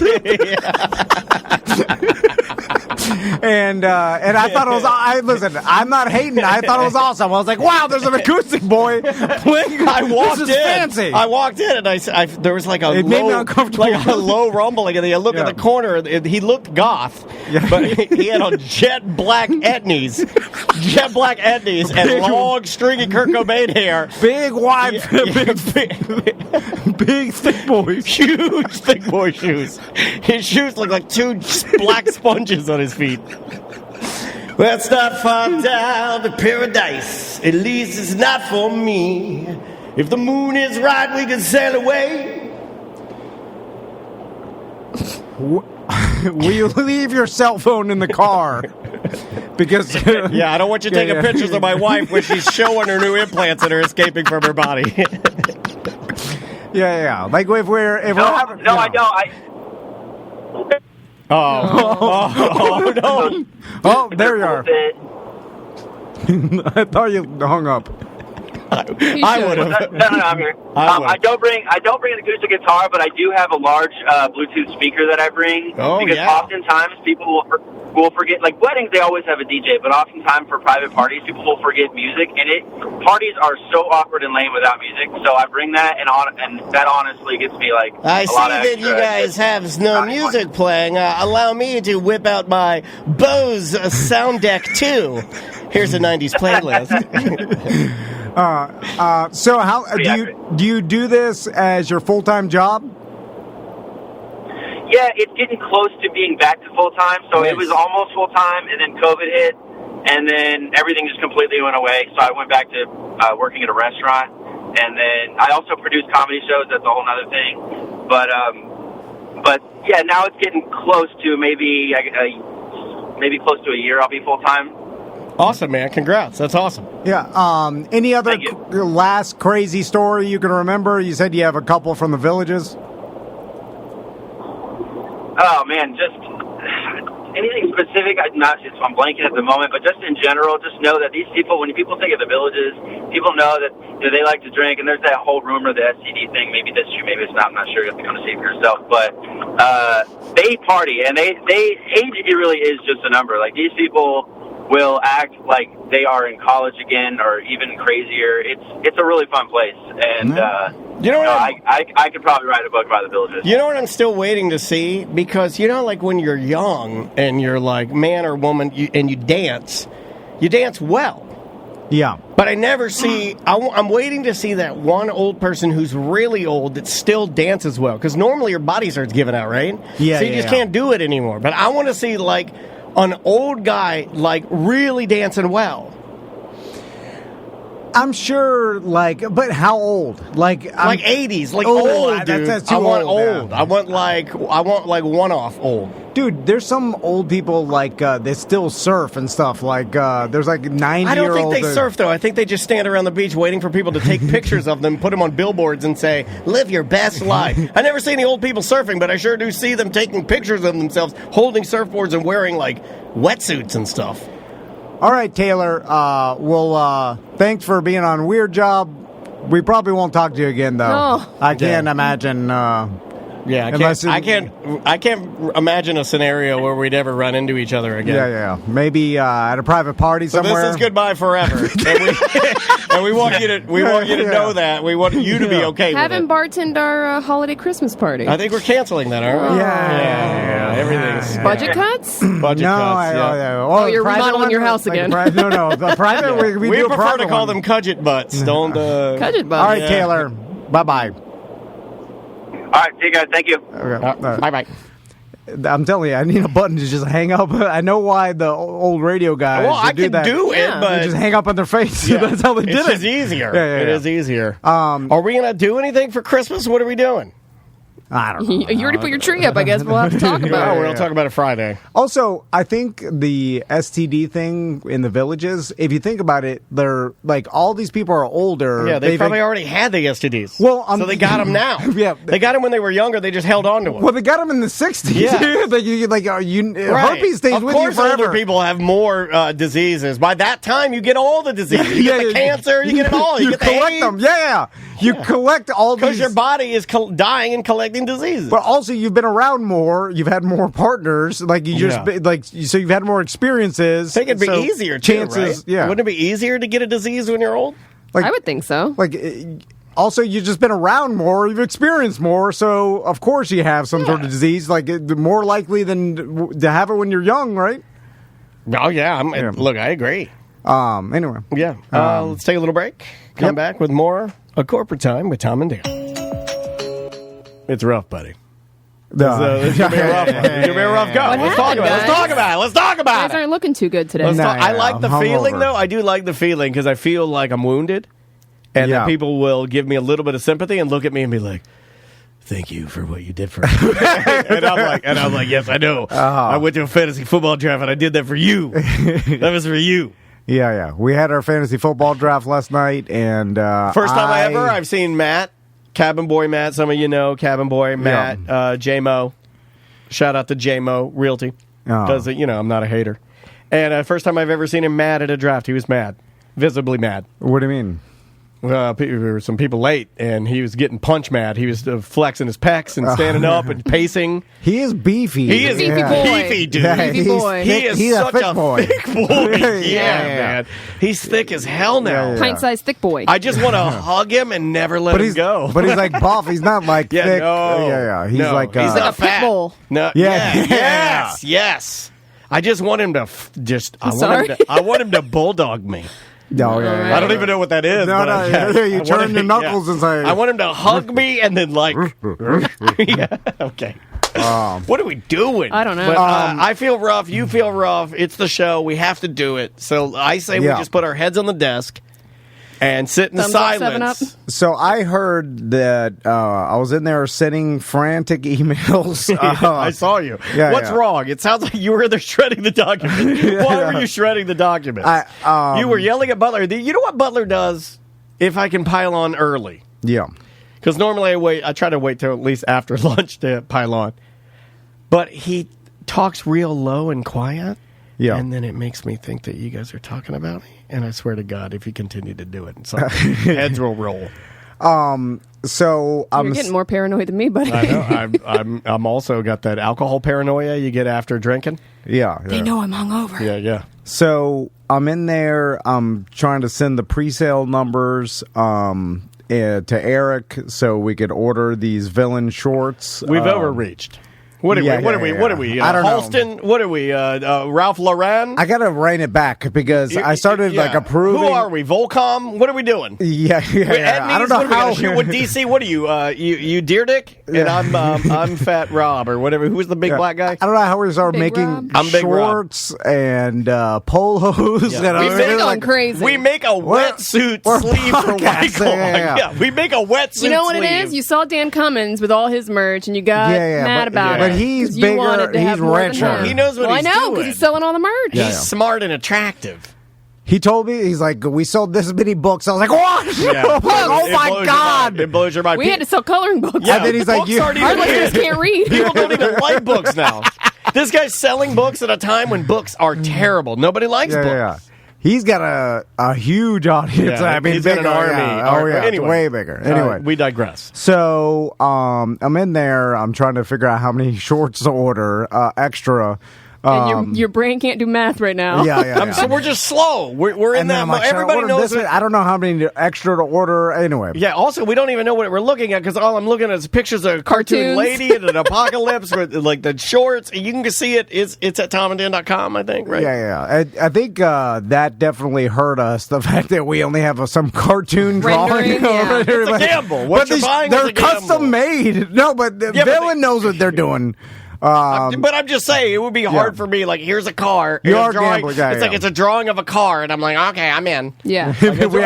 We have no idea what they'll look like except for a cartoon drawing. Hopefully, they'll make you look like the cartoon drawing. I'm assuming the apocalypse is going to happen after I put my shorts on. It feels like the apocalypse is happening in my brain right now. What do you mean? Because of Tony's picture he put up for the girls' shorts. Yeah. Don't let Tony see you in the shorts. Oh, I won't. No, take no pictures, tell no lies. So, anyway, and then I hear the most horrible thing I've ever heard from here. Me and Samantha were having. If you get in here early on a weekday, so Monday through Friday we do our live stream. We're streamers now, dude. We're streamers. We're influencers. We've done it. We're streamers now. Yeah. Can I say I'm an influencer? When kids ask us now what we do, the correct terminology, and I got this from sounds better than radio disc jockey. Yeah, sure. I'm a radio disc jockey. I do afternoons on the Frog. Like, you don't want to say that, right? So when kids ask you now, And this has come from the guy wearing Crocs. And I've had multiple old teens tell me I'm cool. Hey, you saw it with your own eyes. Whether you want to believe it or not. Did they say the words, you are cool? I don't think so. Well, I mean, it would be very uncool for them. It'd be very weird if they walked up and they were like, you are cool. Yeah, but that'd be weird. Then you'd know they're messing with you. Yeah, then they'd be screwing me. But anyway. It's like your grandpa wearing basketball shorts. Yeah. How dare you? What if my grandfather was Wilt Chamberlain? Anyway.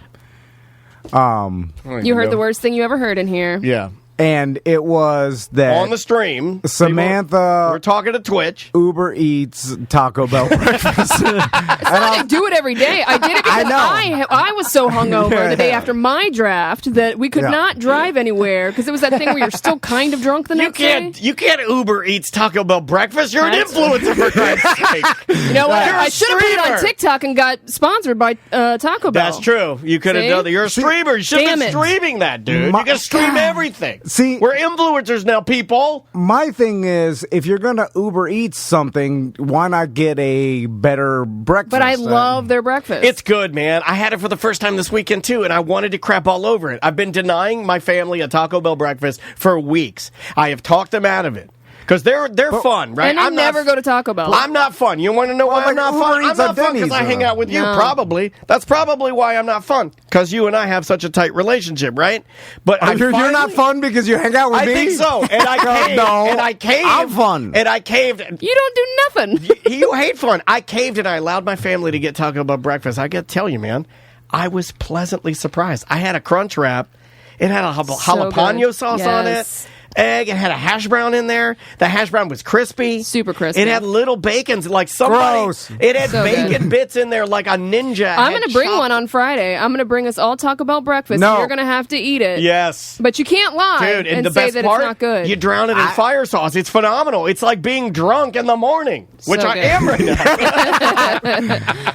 I have a confession to make. I got another confession to make. I'm gay, and this is a good time to say it. Now's a good time. I was so hungover this morning. I could have been drunk still. Dude, I was drunk. I woke up this morning. I didn't know where I was. I thought I was cheating on my wife with my wife. So, last night, I don't know... what happened? It's the doctor in the scrubs that bought us the shots. I told you. I don't know who that man was. Yeah, it was our draft, and I started drinking IPAs, which I normally don't. You did? Yeah. I thought you were drinking Dillies. I was drinking Coors Light. No. I was drinking Cigar City High Life. Whoa. I mean, you started with High Life? Full transparency. Yeah. I'm not even supposed to be drinking right now, but I told my wife, I'm like, I can't do a draft without drinking. It's America. But I'm drinking them like I drink White Claw, which, pool style. Yeah. That's pool style. And then... how many High Lives did you have? Those are big you drink beers. High Lives? Dude, High Life that's the worst hangover I've ever had. Now, that's not to say that beer is not delicious. It's one of my favorites. But remember when Mike Sands from Mellow Mushroom used to do trivia? He still does it. He got a keg of High Life for his bachelor party. Yeah. And I think I woke up like dead on his roof or something. Like, I was like dead. I woke up dead. Like I was like, And I haven't been drinking craft beer in the past, year or so. But how good does it taste when you come back? Yeah. I mean, I drink craft beer, but not on the regular. Yeah, you drink it like a treat. Yeah, because I've been trying to lose weight or whatever. Anyway, I lost count of how many High Life I had. Oh, my God. It may have been 4, which is not that many, but then... They are. 4 High Lifes for me is rough. Those are 7.5%ers. I can do 12 Coors Lights and still fly a virtual plane. Yeah. You could probably fly a real plane. I think I could. Yeah. Once you give me the air, I'm good. Like, you are the most now certified to fly a plane. I'm good, dude. Like, if all of us were in a plane and then, like at the end of the world or the people go to heaven and they leave everybody else behind. Oh, the rapture. Yeah. You are hungover. I know you know what the rapture is. There's a show about that, right? Yeah. Like a movie? Anyway. It's the one with... It always happens in a plane. It's the one with old... What's his name in it? The guy, the fireproof guy. Yeah. So it has a porn addiction. When the rapture happens and then it's only us left in the plane, we will send Daniel to the cockpit to fly, right? Yeah. Dude. I mean, I might co-pilot just to read some instructions while we're I'm totally fine. I would need that. But hey, Andrea watched me land. I landed a 7, like the Airbus, the one that got pulled. I bought that one. I put the livery on it. I made it look like a Southwest jet. I flew it from Orlando to Tampa. I got it in the air myself, and I put it on the ground myself. I don't have all the yoke and the cool stuff that like the rich guys have, where they have the full setup with dual screens. But I landed it, and Andrea was so impressed that she came over and gave me like a makeout kiss. Oh, that's super nerdy. Yeah, you guys are nerd couple central. Yeah. I thought it was cool, and then you guys like really gut punched me. You really gut punched me there. You said you landed a virtual plane and your wife made out with you. Yeah, she made out with me. Well, who's making out with you, mother? I don't want to make out with anybody. Who makes out? What are we, teenagers? You're not fun. Anyway, so I had like 4 highlight, but it was the shots that got me because what shots were you taking? What kind of they shots? were the lemony ones at Doctors and Scrubs. Like a lemon drop? Some lemon drop. Yeah, they always buy it. They're like, yeah. this one. I don't know. I think those are sneaky. They're sneaky. But I took EJ's shot because they bought EJ a shot too. By the way, we made him do stickers again for the draft. Like I offered to pay for his meal if he did the stickers, but he sad. He didn't have time to eat because we were yelling so many players at him, fast, and he couldn't find them. And I didn't have my glasses. I kept having to repeat stuff because I can't hear anymore like an old man. Yeah, I printed my thing too small. I couldn't see. I had to wear my Meemaw glasses the whole time. He had his Meemaw glasses on. You didn't get any pictures? And then he yelled at people to not take pictures of his glasses. And any photo that was taken, he'd take them down and put them in his pocket. Oh my! So anyway, you guys are a mess. I got so drunk that I am not joking.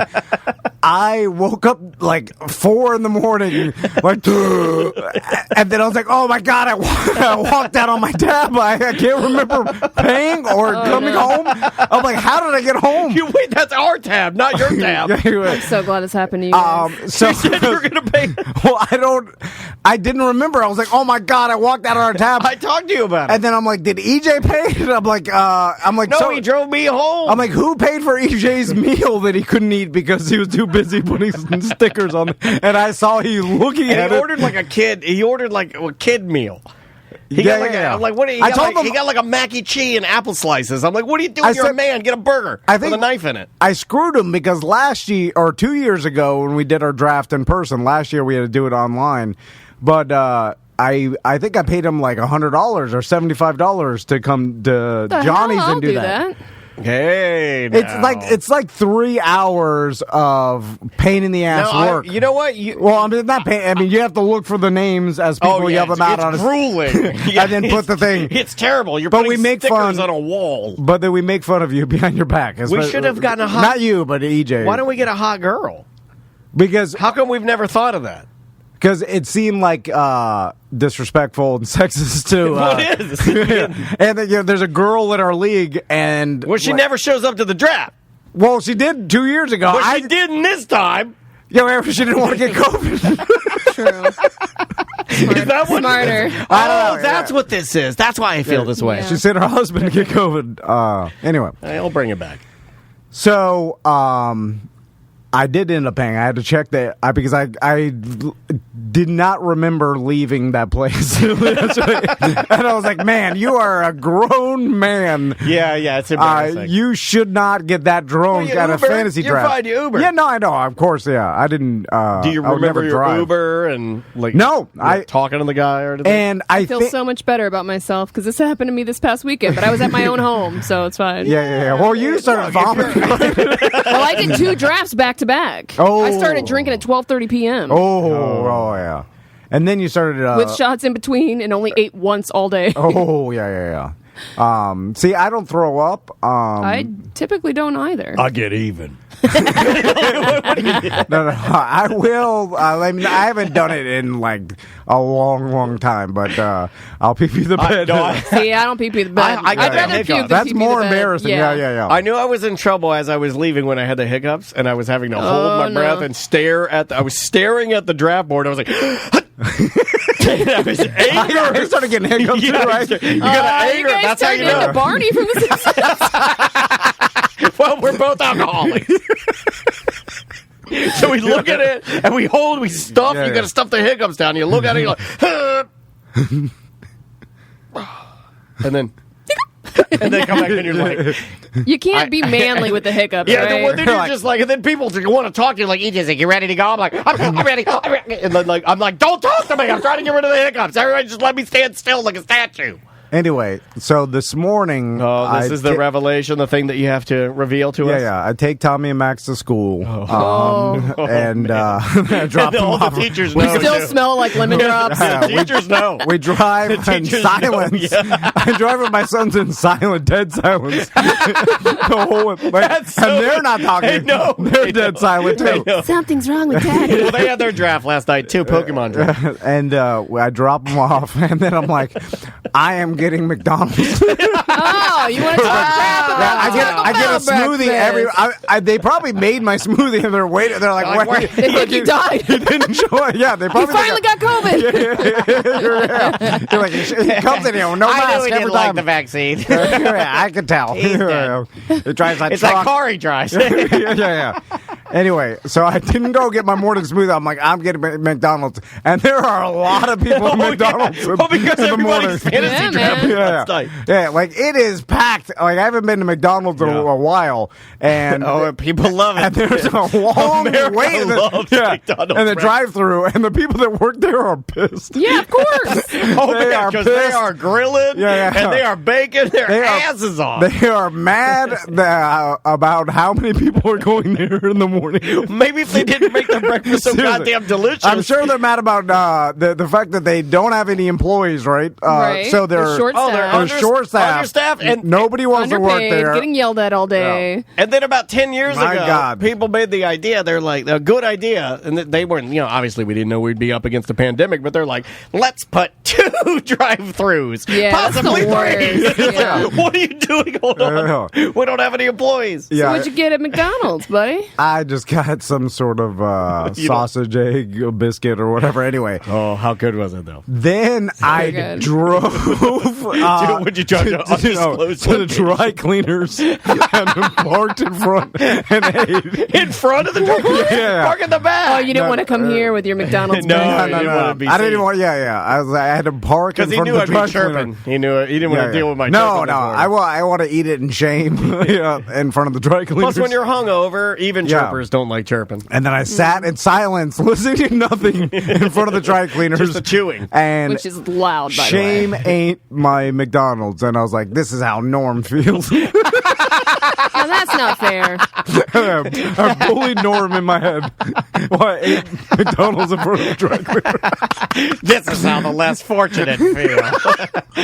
Take that. But I'm mind insults. Like the line at McDonald's wrapped around like almost. It's to the impressive. Point, they got something there. They got something there with that McDonald's. I was like, man, the employees must be pissed. Like they don't even do niceties anymore. No. Like I try to be polite to them, and they don't give a damn. They're like, they're on the clock, bro. They're like, I hate this. You know why? It's not our fault. I was like, thank you. Not They're like, even the cooking. You know what I think it is? What? I think it's a stupid app.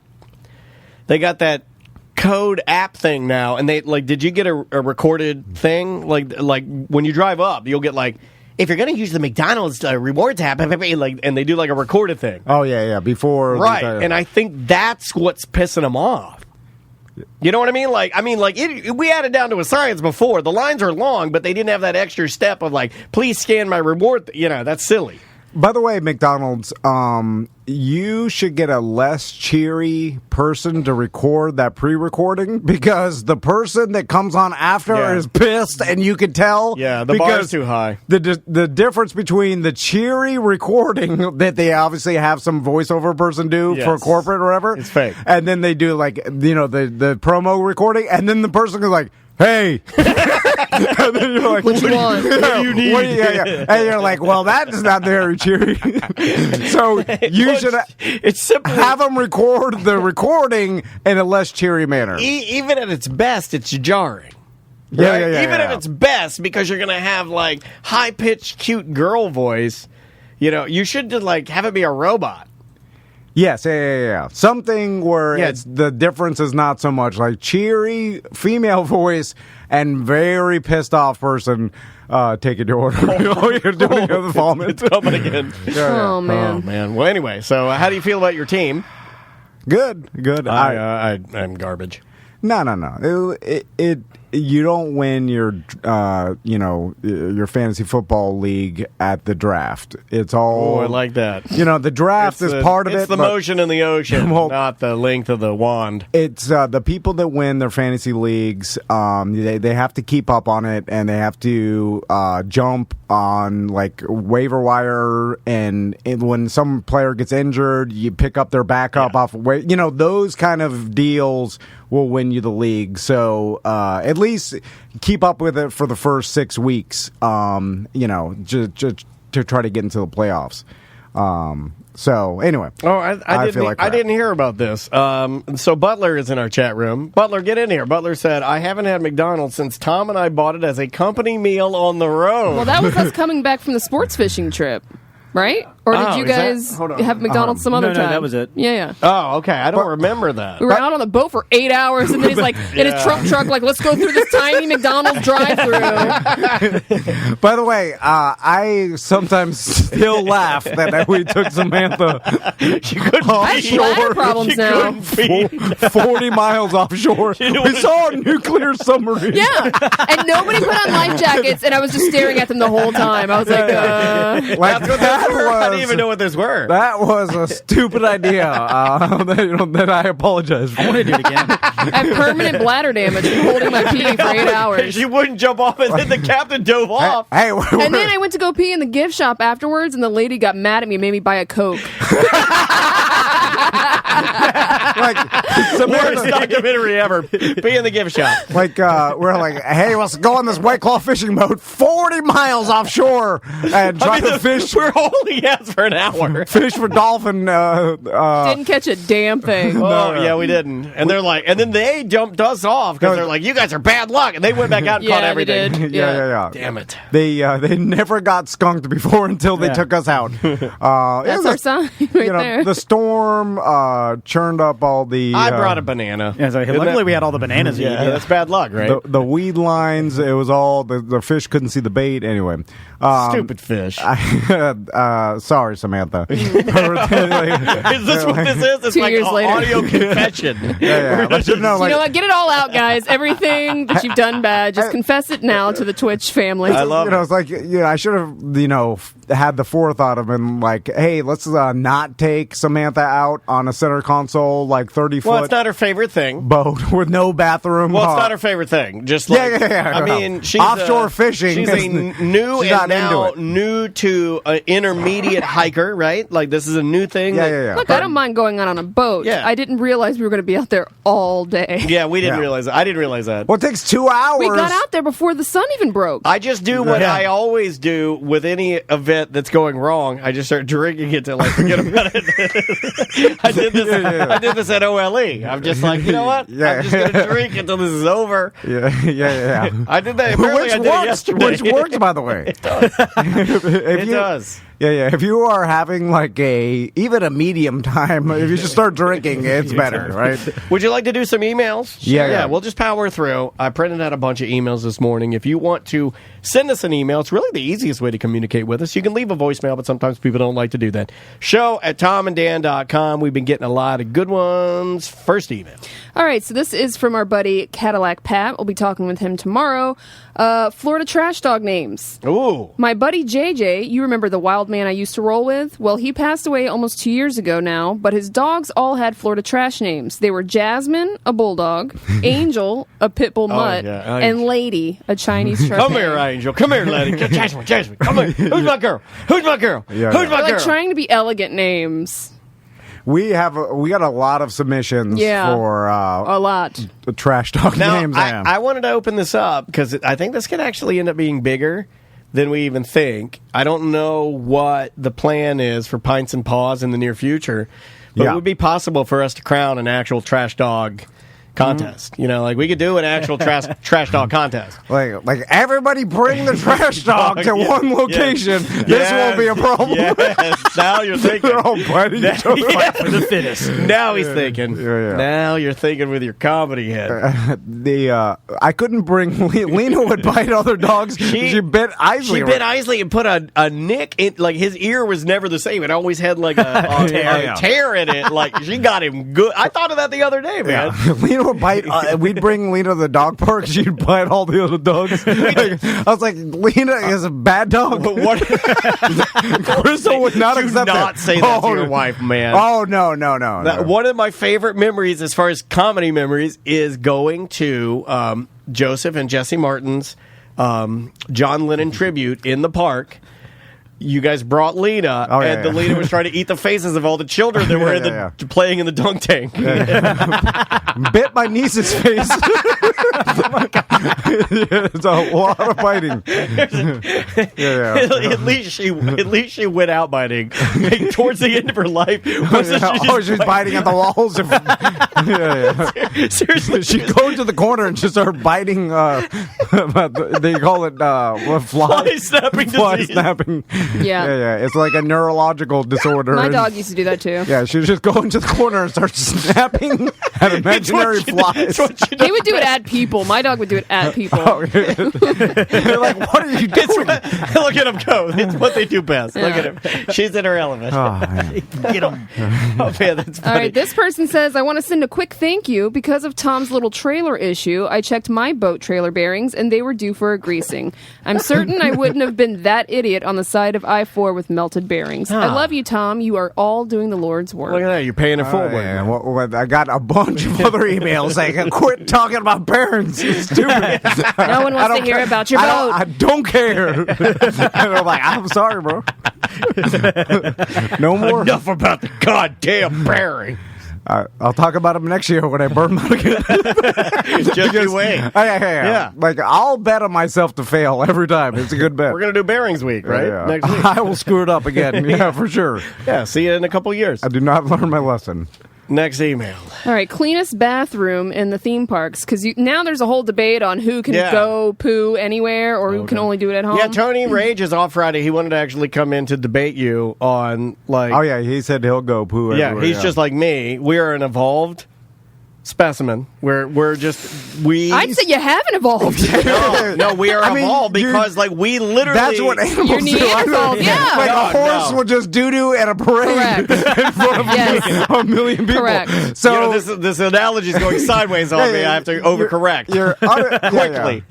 You're not evolved. We're devolved. Yeah. But it's a better time. You're closer to animal. Hold on. We are. You know what? I don't know. Although I don't even know what I'm arguing. Neanderthal. I don't even know what I'm arguing here. I'm so hungover. The people that will doo-doo anywhere are closer to animals. I agree with this argument. Than people that are ashamed by doo-doo, like me. But maybe... I'm gonna have to think about this. I have nothing to actually. I can't debate because I want to do this right. Yeah. I don't want to debate. It's better to live like you. Obviously, it's less pressure. It is easier for me, but I can't debate you saying I'm closer to animals when I look at my pee-pee dogs and I'm doing exactly what they do, living my life, living my true self. Yeah, it's a better life living like you and Tony. But only for you, not for the people. I know that this doesn't necessarily make for amazing radio because everybody wants, us to argue about things. But sometimes when somebody says something, you have to actually look in the mirror and go, my God. Is it true? I might be a human pee-pee dog. I think I'm a human pee-pee dog. It's better that, like I said, SBK would have to drive home during breaks on the radio. That hinders your life. It does. It does. That's like crippling. At some point, it ends up becoming just as crippling as an anxiety, or maybe there's that bad, and he needs to go. No. It's just he doesn't like one of the cleanest man. Cleanest man. You'll like no. Oh yeah. Not that guy. Bad news. No, ate good diet. It's just some people don't. I think I'm. His I don't feet think I'm were pretty bad. Yeah. That's true. That's true. When I still worked on the radio, I remember he showed me his feet on the air. And you screamed. That wasn't even the only time I've heard you scream. Yeah, most of the time it's fake. I don't know. Is that could be true? You know what? Juan brings up a good point. There are some people that like to go number 2 about every 2 to 3 days, which is weird. That to is me. strange. It's almost like you're that's not trash regular. compactor, like you're saving it up or something. No, They come out like, rock hard when you do that. Yeah, No, what no. are you doing? Yeah, don't do You that. put too many newspapers in the recycle bin and they get wet. They're never coming out. All right. What's the next one? No, we haven't even started the email. It's the He knows. cleanest This man bathrooms knows. at the theme parks. I'm listening to the show Pizzas His TDs, and y'all are talking about quality places to do it. As you know, I spend over 300 days a year in the greater Orlando area theme parks. The question of where to use the facility comes up more often than you would think. The clients are always asking me, is there a place I can use the restroom that isn't very popular? I've had to take it upon myself to try and find these hidden gems, as it were. Every theme park in the City Beautiful has at least one place to number 2 that is significantly less known than the others. It's kind of hilarious, but every theme park regular knows exactly what I'm talking about. If you know, you know, and I think you guys frequent the parks enough to know. I know one. I'll give it So out. that's our buddy Joey. I'll give it out. I don't care. Joey Mazant, love you, buddy. I'll give it out because I don't care, and I haven't been to the parks in a while. If you go to, right before you get to World Showcase in Epcot, if you go left-hand side, like you're going to make the little shortcut towards Mexico, Yep. there's a baby care Very familiar.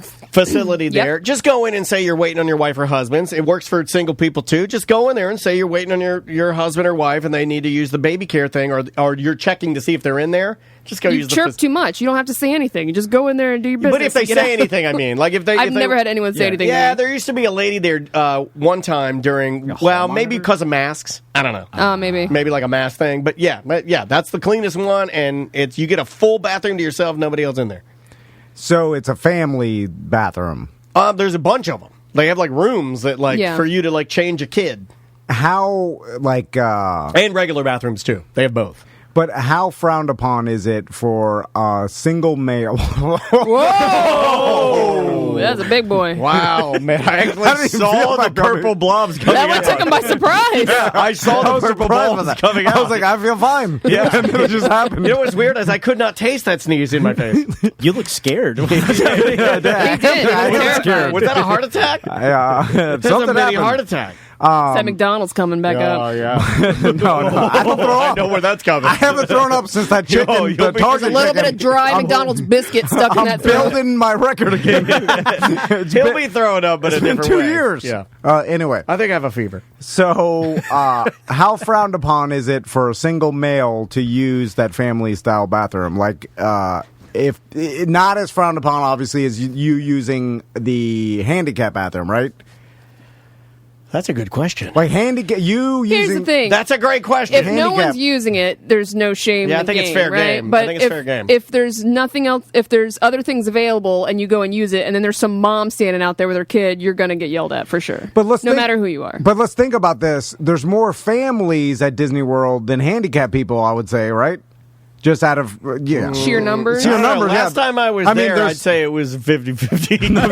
I think it's mostly family. So you using the family bathroom is worse at Disney than using the handicap, right? But a lot of these families don't know about those bathrooms, so they're Yeah. not I know. utilized as much. But yes. What's going on over there? I'm all over. Fine. Freaking out. Next email. So there's a new show on Netflix called How to Be a Cowboy, and they explain what a bugaboo is. It's the damn people holding up the line to get lotto tickets, and it's supposed to be a convenience store. This drives me absolutely crazy. That's a thing? I can't believe these cowboys have a name for it. Check it out, the first season, episode 1, about 22 minutes in. It cracked me up. I hope you guys discuss it. I literally have a meltdown every time this happens at a convenience store, even a damn normal gas station. I'm glad a laid-back cowboy gets mad at this, too. I'm not alone. A bugaboo? I know the song by Destiny's Child. Yeah, I've yeah, never yeah. heard this as a term for people that hold up the line with lottery tickets. It happens to me very often at my 7-Eleven that I go to. They try to be fast, so I give them it doesn't really irritate me that bad. I mean, I'm not happy about it, but he's like, give me one of those, I got this one to turn in. You know, it's like the same people all the time. It's kind of like, I equate it to this one little Spanish guy I see. He's like you with it's his hobby.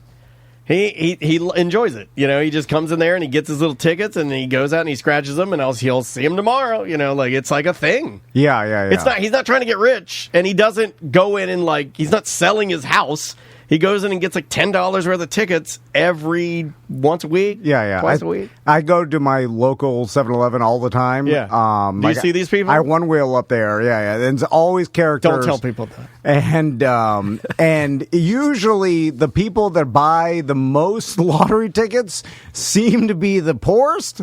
I'm just there's some sort of correlation with that, or crazy, or whatever, or old and poor. They also talk to their lottery tickets. I've seen that before. And I'm like, you when they scratch them, they talk to them. That's weird. You're donating way too much of your own personal money to Florida's education, which is debatable too. If that even goes. I have no. Yeah, the irony too of that. Yeah. Like you are not going to win this. Why you are just you need playing the education? Not the. And they always have some sort of system and believe in good luck or superstitious or whatever. I saw this one dude and he started semi-arguing with the cashier about he did some turned in some winning ticket, did a bunch of other transactions, bought some stuff. There's a whole he's doing banking. I'll get 3 number 2s and 2 number 3s, and then he's like cigarettes. I need milk. And he's like, pack of bacon. I'm turning in these winners. Give me the. If he's fast and efficient and knows what he wants, I'm fine with it. Can you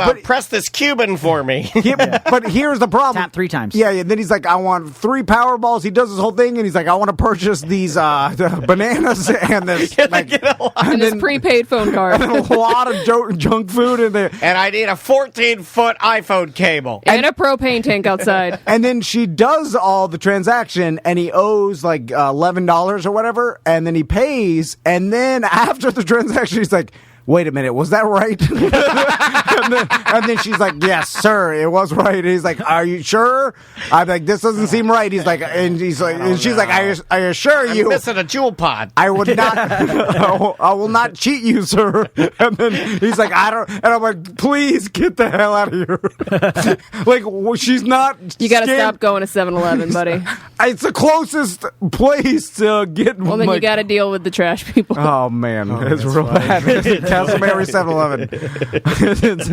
And I always one wheel up there, and I leave my one wheel under the donuts. What? Because it's too heavy to carry around the store. It's heavy as hell. And the donut shelf is perfect to fit the one wheel, size. so no one trips on it. Because an old lady, one Put time, your one wheel under the donuts. I used to leave it by the ice cream, and an old lady almost tripped on it one time. And you called me a baby. And you leave your skateboard near the donut. Bart Simpson. Yeah. Bart Simpson leaves his skateboard under the donuts while he's going up there to get a squishy. You have no room to talk, man. Don't have a cow. And you know what I'm mad about? The cashiers never say, "Oh, that's cool," or they never talk about it. He cares about what people think. No, I don't. They've seen crazier things. That's why they're like, "That's a nothing." But they, I would think they'd be like, "Oh, what is that?" Or they would ask me, "What do you got?" Wait a minute. Do you want them to chirp with you? Hey, no, I don't. What are you, Michael J. Fox over there? What do you got? One of them future boards? I'm just mad that they're not curious enough to ask about it. I don't even want them to ask. But I'm just over here. I'm from the future. Don't you want to ask about it? No, I don't want them to. Don't you think I'm cool, toothless lady with a neck tattoo? Oh my No, God. I don't care what they think. So you don't want them to ask you. No. But you're mad that they don't ask you. Yeah, because Follow that logic. Because I feel like a normal human being. No, because you wouldn't either. If you worked at that 7-Eleven and somebody came in, you would not ask them about it. He's the craziest of the show, and he proved it today. He proved it today. I think on the you wouldn't even show. notice. Yeah, you didn't even know how the studio went when we came back from vacation. let's talk and we're about trying to figure out where to put the You put chairs. the blankets on the couch. Let's talk about that because We only got a couple minutes. We got to go to break. We'll save okay. it if it's really good, because I'm having fun. Well, no, it's making me feel better. So we got the carpet cleaned. Daniel Over the organized weekend, it. yeah, no, Mike, our buddy Mike did it. He's done it before. He's helped us with some Can we spots. plug his company? What's his company? He's getting a website ready to go. But yeah, if you need carpet cleaning, I can point you in the right direction. I'll just put it like that. Yeah. Because he doesn't have his website up right now, but he's working on it. Yeah, he's a good guy. He's a BDM. Yeah, good dude. One time he was cleaning the carpet upstairs in our old studio, and we make the joke that he's pounding your wife. That's what it sounded like. Because he's a beefy He's a boy. beefy- Oh, I didn't realize that was He's the a same thick boy. guy. Okay. He's a beefy boy, yeah. Anyway, so Daniel gets the carpet cleaned, and and when we leave the show on Friday, we have to move all the stuff off the carpet. Yeah, So we just tried to clean it up for the most part. Make it easier for him, He yeah. can move stuff. So we move all the chairs, and then we got in here Monday morning or Tuesday morning, and everything we were trying to put it back. And then I see this chair sitting in front of my desk, and then I thought I had a brain tumor for a second. I'm like, was that the chair I sat on for this whole time? It doesn't look like it. What is this world? For 7 years, I've sat in this chair. Yeah, like I thought. Where am I? I was like, am I going crazy? Is this my chair I've been sitting in? And I sat on it. I was like, This doesn't isn't feel my like it. chair. But I was like, it's sitting in front of my desk. Like, I honestly didn't remember what chair I sat in for every day when I got, like, I don't. That's crazy. And I don't know where anything goes. I'm like, where does this go? Like, I've been coming in here every morning for what, 3 years straight? Longer than that. 4 years. 4 years. Yeah, and then that's how much I don't notice. That's a mental illness. No, that's what I'm saying. You are the 7-Eleven cashier. But I don't. You know what? Those are your people. I didn't think It's dumb, right? You're a It's walking, talking head song. I don't think I thought that you It's just put being dumb. this much of a percentage of weight in, like I didn't know that you weighted your popularity with the one wheel. I thought that the one wheel was purely a How many more sensation. examples do we have to have of Tom who keeps claiming he doesn't care what people think Right. about I don't him, care. and Right. all he does That's is care about what right, people that's think what I'm about saying. Like him. the person that doesn't care what people think certainly Well, he does. doesn't care what the lady with the neck tattoo and the necklace with her name in cursive has, like, when you're It's all sliding your lies. one wheel under the donut case of the 7-Eleven. cares more than anyone here. That's insane. That's an insane thing to say. This is why it's the most insane, because I don't care what they think. I don't even want them to talk to me. If you don't care, you wouldn't get mad. But you do But want them to. No, but I'm curious to why they don't ask about it. So you don't want to Because engage, but you want them to, like, I don't even want them to. I'm just in their mind, they should question what type of new future craft you're writing. I just This is insanity. Yes. would assume you would be like, what is that? Or like ask about it This because is it's a weird crazier thing. than landing a I virtual know. plane and making out with your wife, just for You're the record. both insane. Okay, all right. Okay, fair enough. You're fine. Okay. Checks out. All right, bye-bye. So, Josh, all you do is sit in your truck all day, right? What do you do out there? Yeah, I know. I actually work in a clinic. I work in a clinic with a Russian real man Ew. doctor. Cool. Do you have to deal with COVID up there, or because you guys are isolated, like no one's got it? Yeah, we're getting some cases. Not too crazy though. We had last week blew up a little bit, but it's calmed back down. No. So, what do you get paid, Josh? What are you making? Like 85? It's a weird job Wednesday night. Why are you doing this to him? You make six figures? Okay. Yeah, over six figures. We've already Whoa! done this. What? I never asked Josh I what he know made. exactly to the penny what he makes. I know what his wife spent last night. As a paramedic at the Okay. pipeline, that's pretty good scratch for. When you work remote industrial, like it's the same type of jobs. Like you have paramedics, you have truck drivers, you have equipment operators, you have laborers, which you have in the real world. You have carpenters.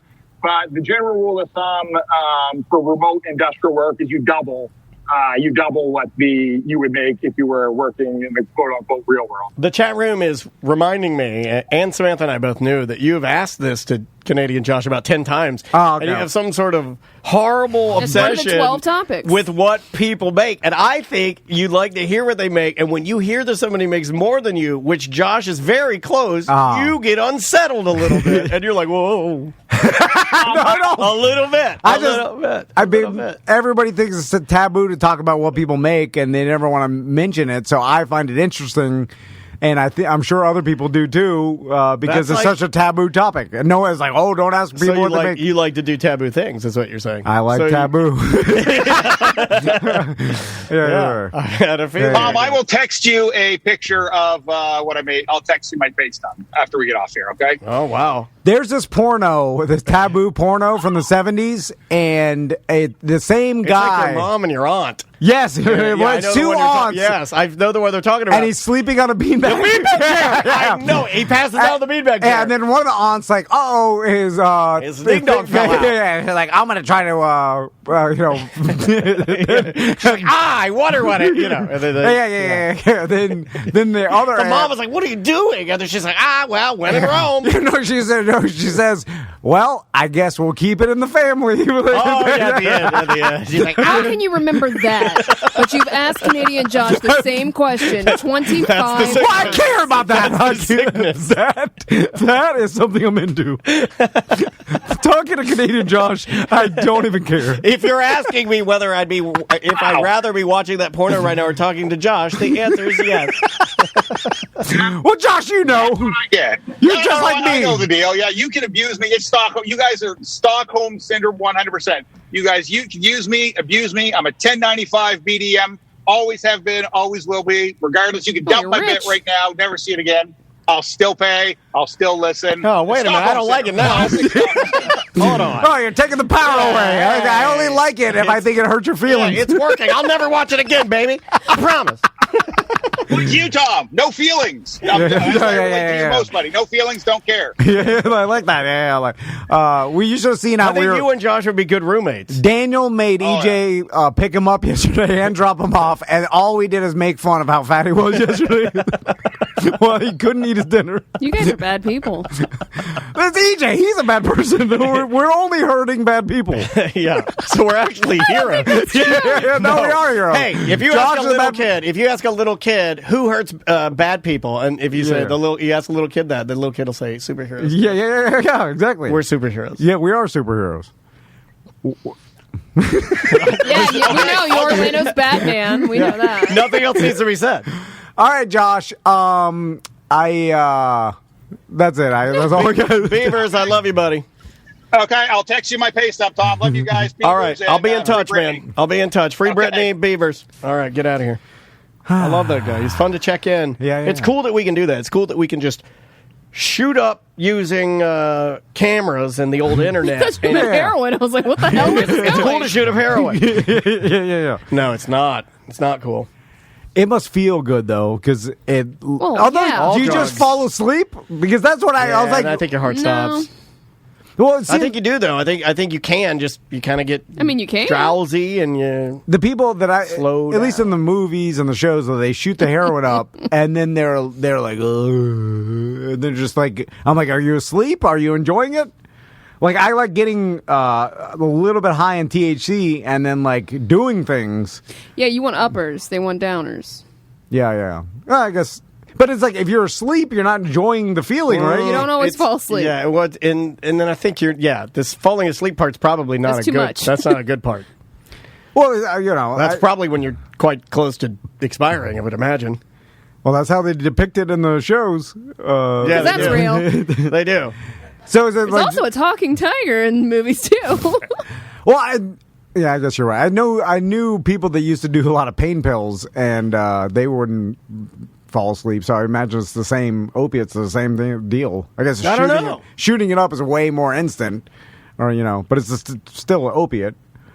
I don't know that much about it. Yeah. Anyway, I just know I don't do the dope. What is dope? Is dope weed? Or is dope cocaine? I always thought dope was cocaine. That's what I thought.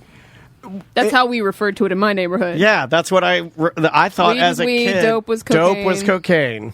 I thought dope was a slang for any illegal drugs. I don't know. Oh, really? That is a great question because we've talked about this. Yeah. My pop-up was he just used it as a blanket term. Yeah, marijuana, heroin, cocaine, it was all dope.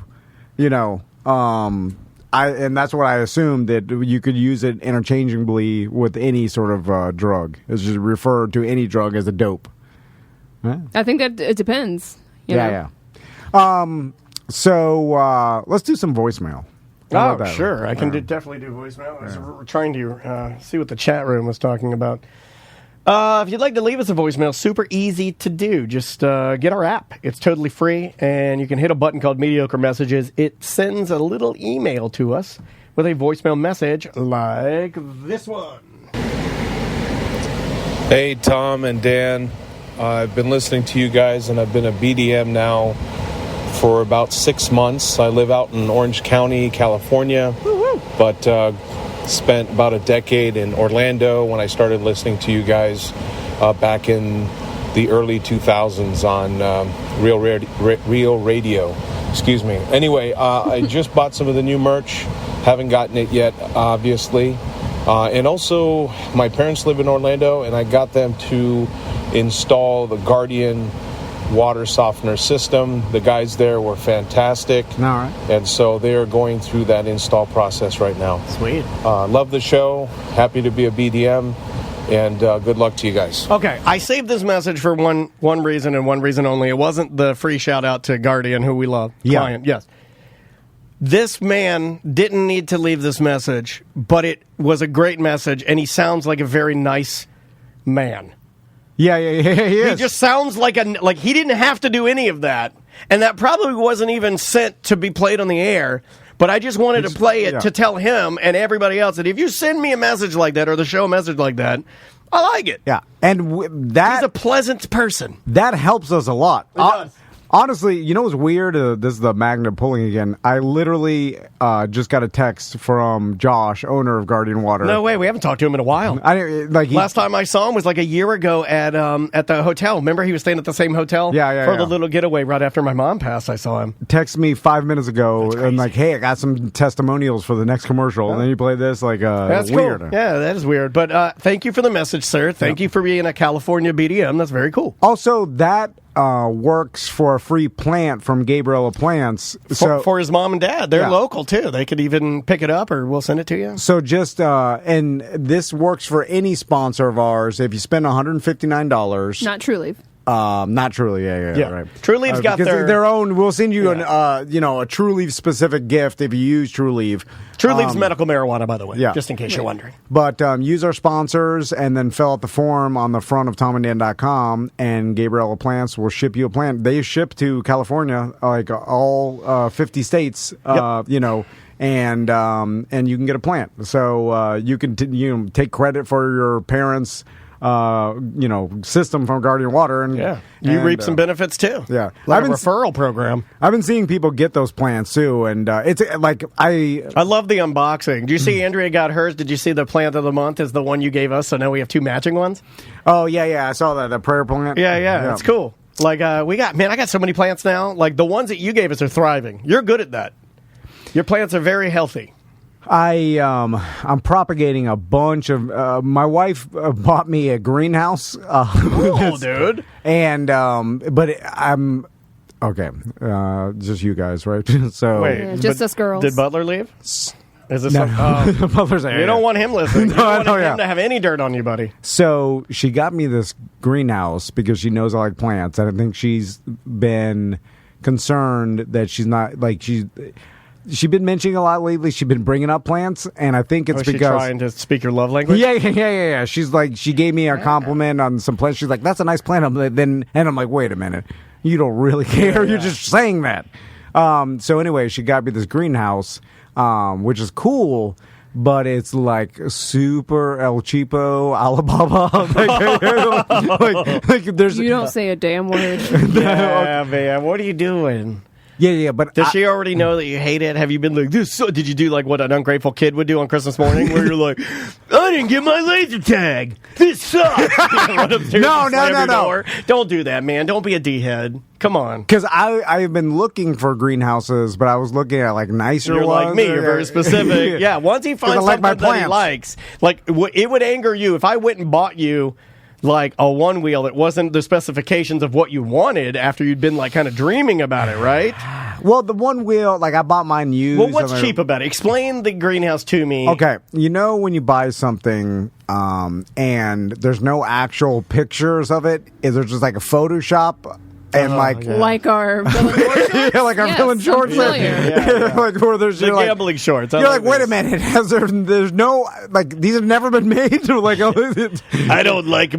like my garments to live at the edge. Like, it seems like I roll the dice on pants, man. They didn't have anything actually, like any product put together. They just had the idea of the product, and then to see if someone ordered it. Guys, I'm selling the first Tom and Dad flying car.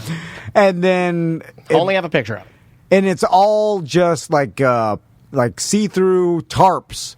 Oh, so it's like it's like 5 clear shower curtain liners. It looks like it's just it's 5 like a meth house over here. shower curtain liners. And then she's like, gonna look like you have a meth lab. and then she's like, I don't know how big it is. And then we look, it's like all in like a weird measurement. And then we did the math, and it's only like a 5 by 5. Oh, it's 5 by 5 Alibaba. What does that mean? It's the size of a porta potty. And then I'm like, well, how are you supposed to fit it in? I didn't say anything. I was like, you're oh, not cool. supposed to put any plants in there. Yeah, it's like you bought me a porta potty, Like an outside shower. a porta potty sized shower curtain structure. I'm like, well, what are you going to fit in there? Did you set it up? No. I still. That's how you know, because she's like, what? That's what she knows. When are you gonna say? Yeah. So when are you gonna put up your greenhouse, the mama bought you? I bought new work gloves. Yeah. And then I'm gonna be forced to put it up. And no, you're gonna have to go. I have something I have to tell you. Was very difficult for me to do, and I am not good at it. But Daniel assured me that I can do this. No. I never tell. I do not like it. No. Oh! I set it up. I go inside and slowly die. Oh my Bake God. your braids. It's not even hot in here. It's cold in here. I think it's supposed to be hot. But It's it's freezing not. in here. Yeah. It smells like plastic. But it's the thought, right? I think the chat room that's is nice. The chat room's kind of weighing in on because when People is the say last that time? thoughts don't mean anything to me. They're like dreams. I'm like, I don't care about your dreams or No, thoughts. you always talk about intent. Yeah, but You die on the intent hill but all the time. he was saying he'd rather have. Well, I'm not mad. I'm not mad at her for it. Like How much did you spend on this thing? When's the last time you did something nice for her? Well, that's another thing. It forces me to now stress out about doing something nice for her. Your life is so crazy. No, but you're doing Forces me to do something nice for my wife. Like you yeah. Because if she just never did anything nice to me, then I'm. I don't have to do anything nice for you. You're insane. It's gonna be. You're an insane person. Jesus. If you don't do anything, if I don't ever give you a hug, then you don't ever give me a hug. Well, now I have to, and then I have to stress it out. Well, why are you stressing out? If it's not that good of a gift, then you're not on the hook for that good of a gift. True. You're saying it's a crappy... No, I know what gift she wants, and it's super expensive. Well, what does she want? She wants some painting of You got Poinciana no more walls tree. in your rooms. There's no more wall space. Yeah, man. The only There's too thing, much stuff. The You got too only much thing you're bric-a-brac. missing is pee-pee dog. Did you just buy like an armoire or something? Like That's China for the hutch. plates. That's Hutch? for grandma's China. Oh, man. That my wife's been carrying around for, I'm not joking, since she moved to Holden, OBT, Carlton Arms South. Like when I Not lived, south. and well, that's what it's called. The name of it. God, I may be a little bit more like you than you would even like to admit because I too had all of my China from my mother. Yeah, and I sold it. No, yeah, there you go. I have no use for it. That would be. That's logical. I do not do big family dinners. There's 3 of us, 5 of us if you count extended family that comes to visit. It took up so much space, and it was so hard to clean. Yeah. And Who it would be uses better suited to go to a collector that really liked it. So I sold it to a lady who all she does is collect china. Yeah, she was so happy to get this particular thing. Like, she got this gravy thing that she's like, oh, my God, I only have one of these. Now I have a... Then I'm like, there you go. And by the way, my wife didn't. She's more like me than she wants to admit, and I want to tell you guys. Okay, so this is therapy today. Yeah. We're doing a lot of therapy today. Sam, write this down. Got a couple minutes left. She'd been carrying around this box of china that we went to IKEA. We put together the damn china hutch, right? And I had to cut the baseboards out, caulk it back up, and all this whole thing. Cock it up. And then she opened the box. She's like, "Oh, there's less in here than I thought, and it only my fills God. 2 2 rows. We have a hutch for 2 plates. It's just a tea set. Oh my god. 2 tea sets. There's no dishes. And then I'm like, this is it? You guys are a mess. Didn't you check the box before? No. It's an extravagant tea set. It's enough for 18 people. And then I'm like, what are you going to put in there? And then she tried to put it. Don't say it. You're going to get in trouble. You're oversharing. What did she put in there? She tried Put to your put flashlight in there? No, a big glass beer mug that had. No, that's trash. That is Florida trash. October Fest 27. Hold on. I didn't tell you what it had etched on it. Our wedding date. That's trash. I gotta go. I have to leave. It says, That's what trash people do. TC and Crystal at our wedding date. I have to leave. Etched on there a big Mambo beer mug. It was never used. Where's our dogs? Precious, get over here, Precious. That's a good dog. Look at this. You get a red-nosed pit named Precious. He's jumping up. Look at Daddy's beer mug I put in my hutch. White trash. That All is right. trashy. Bye-bye.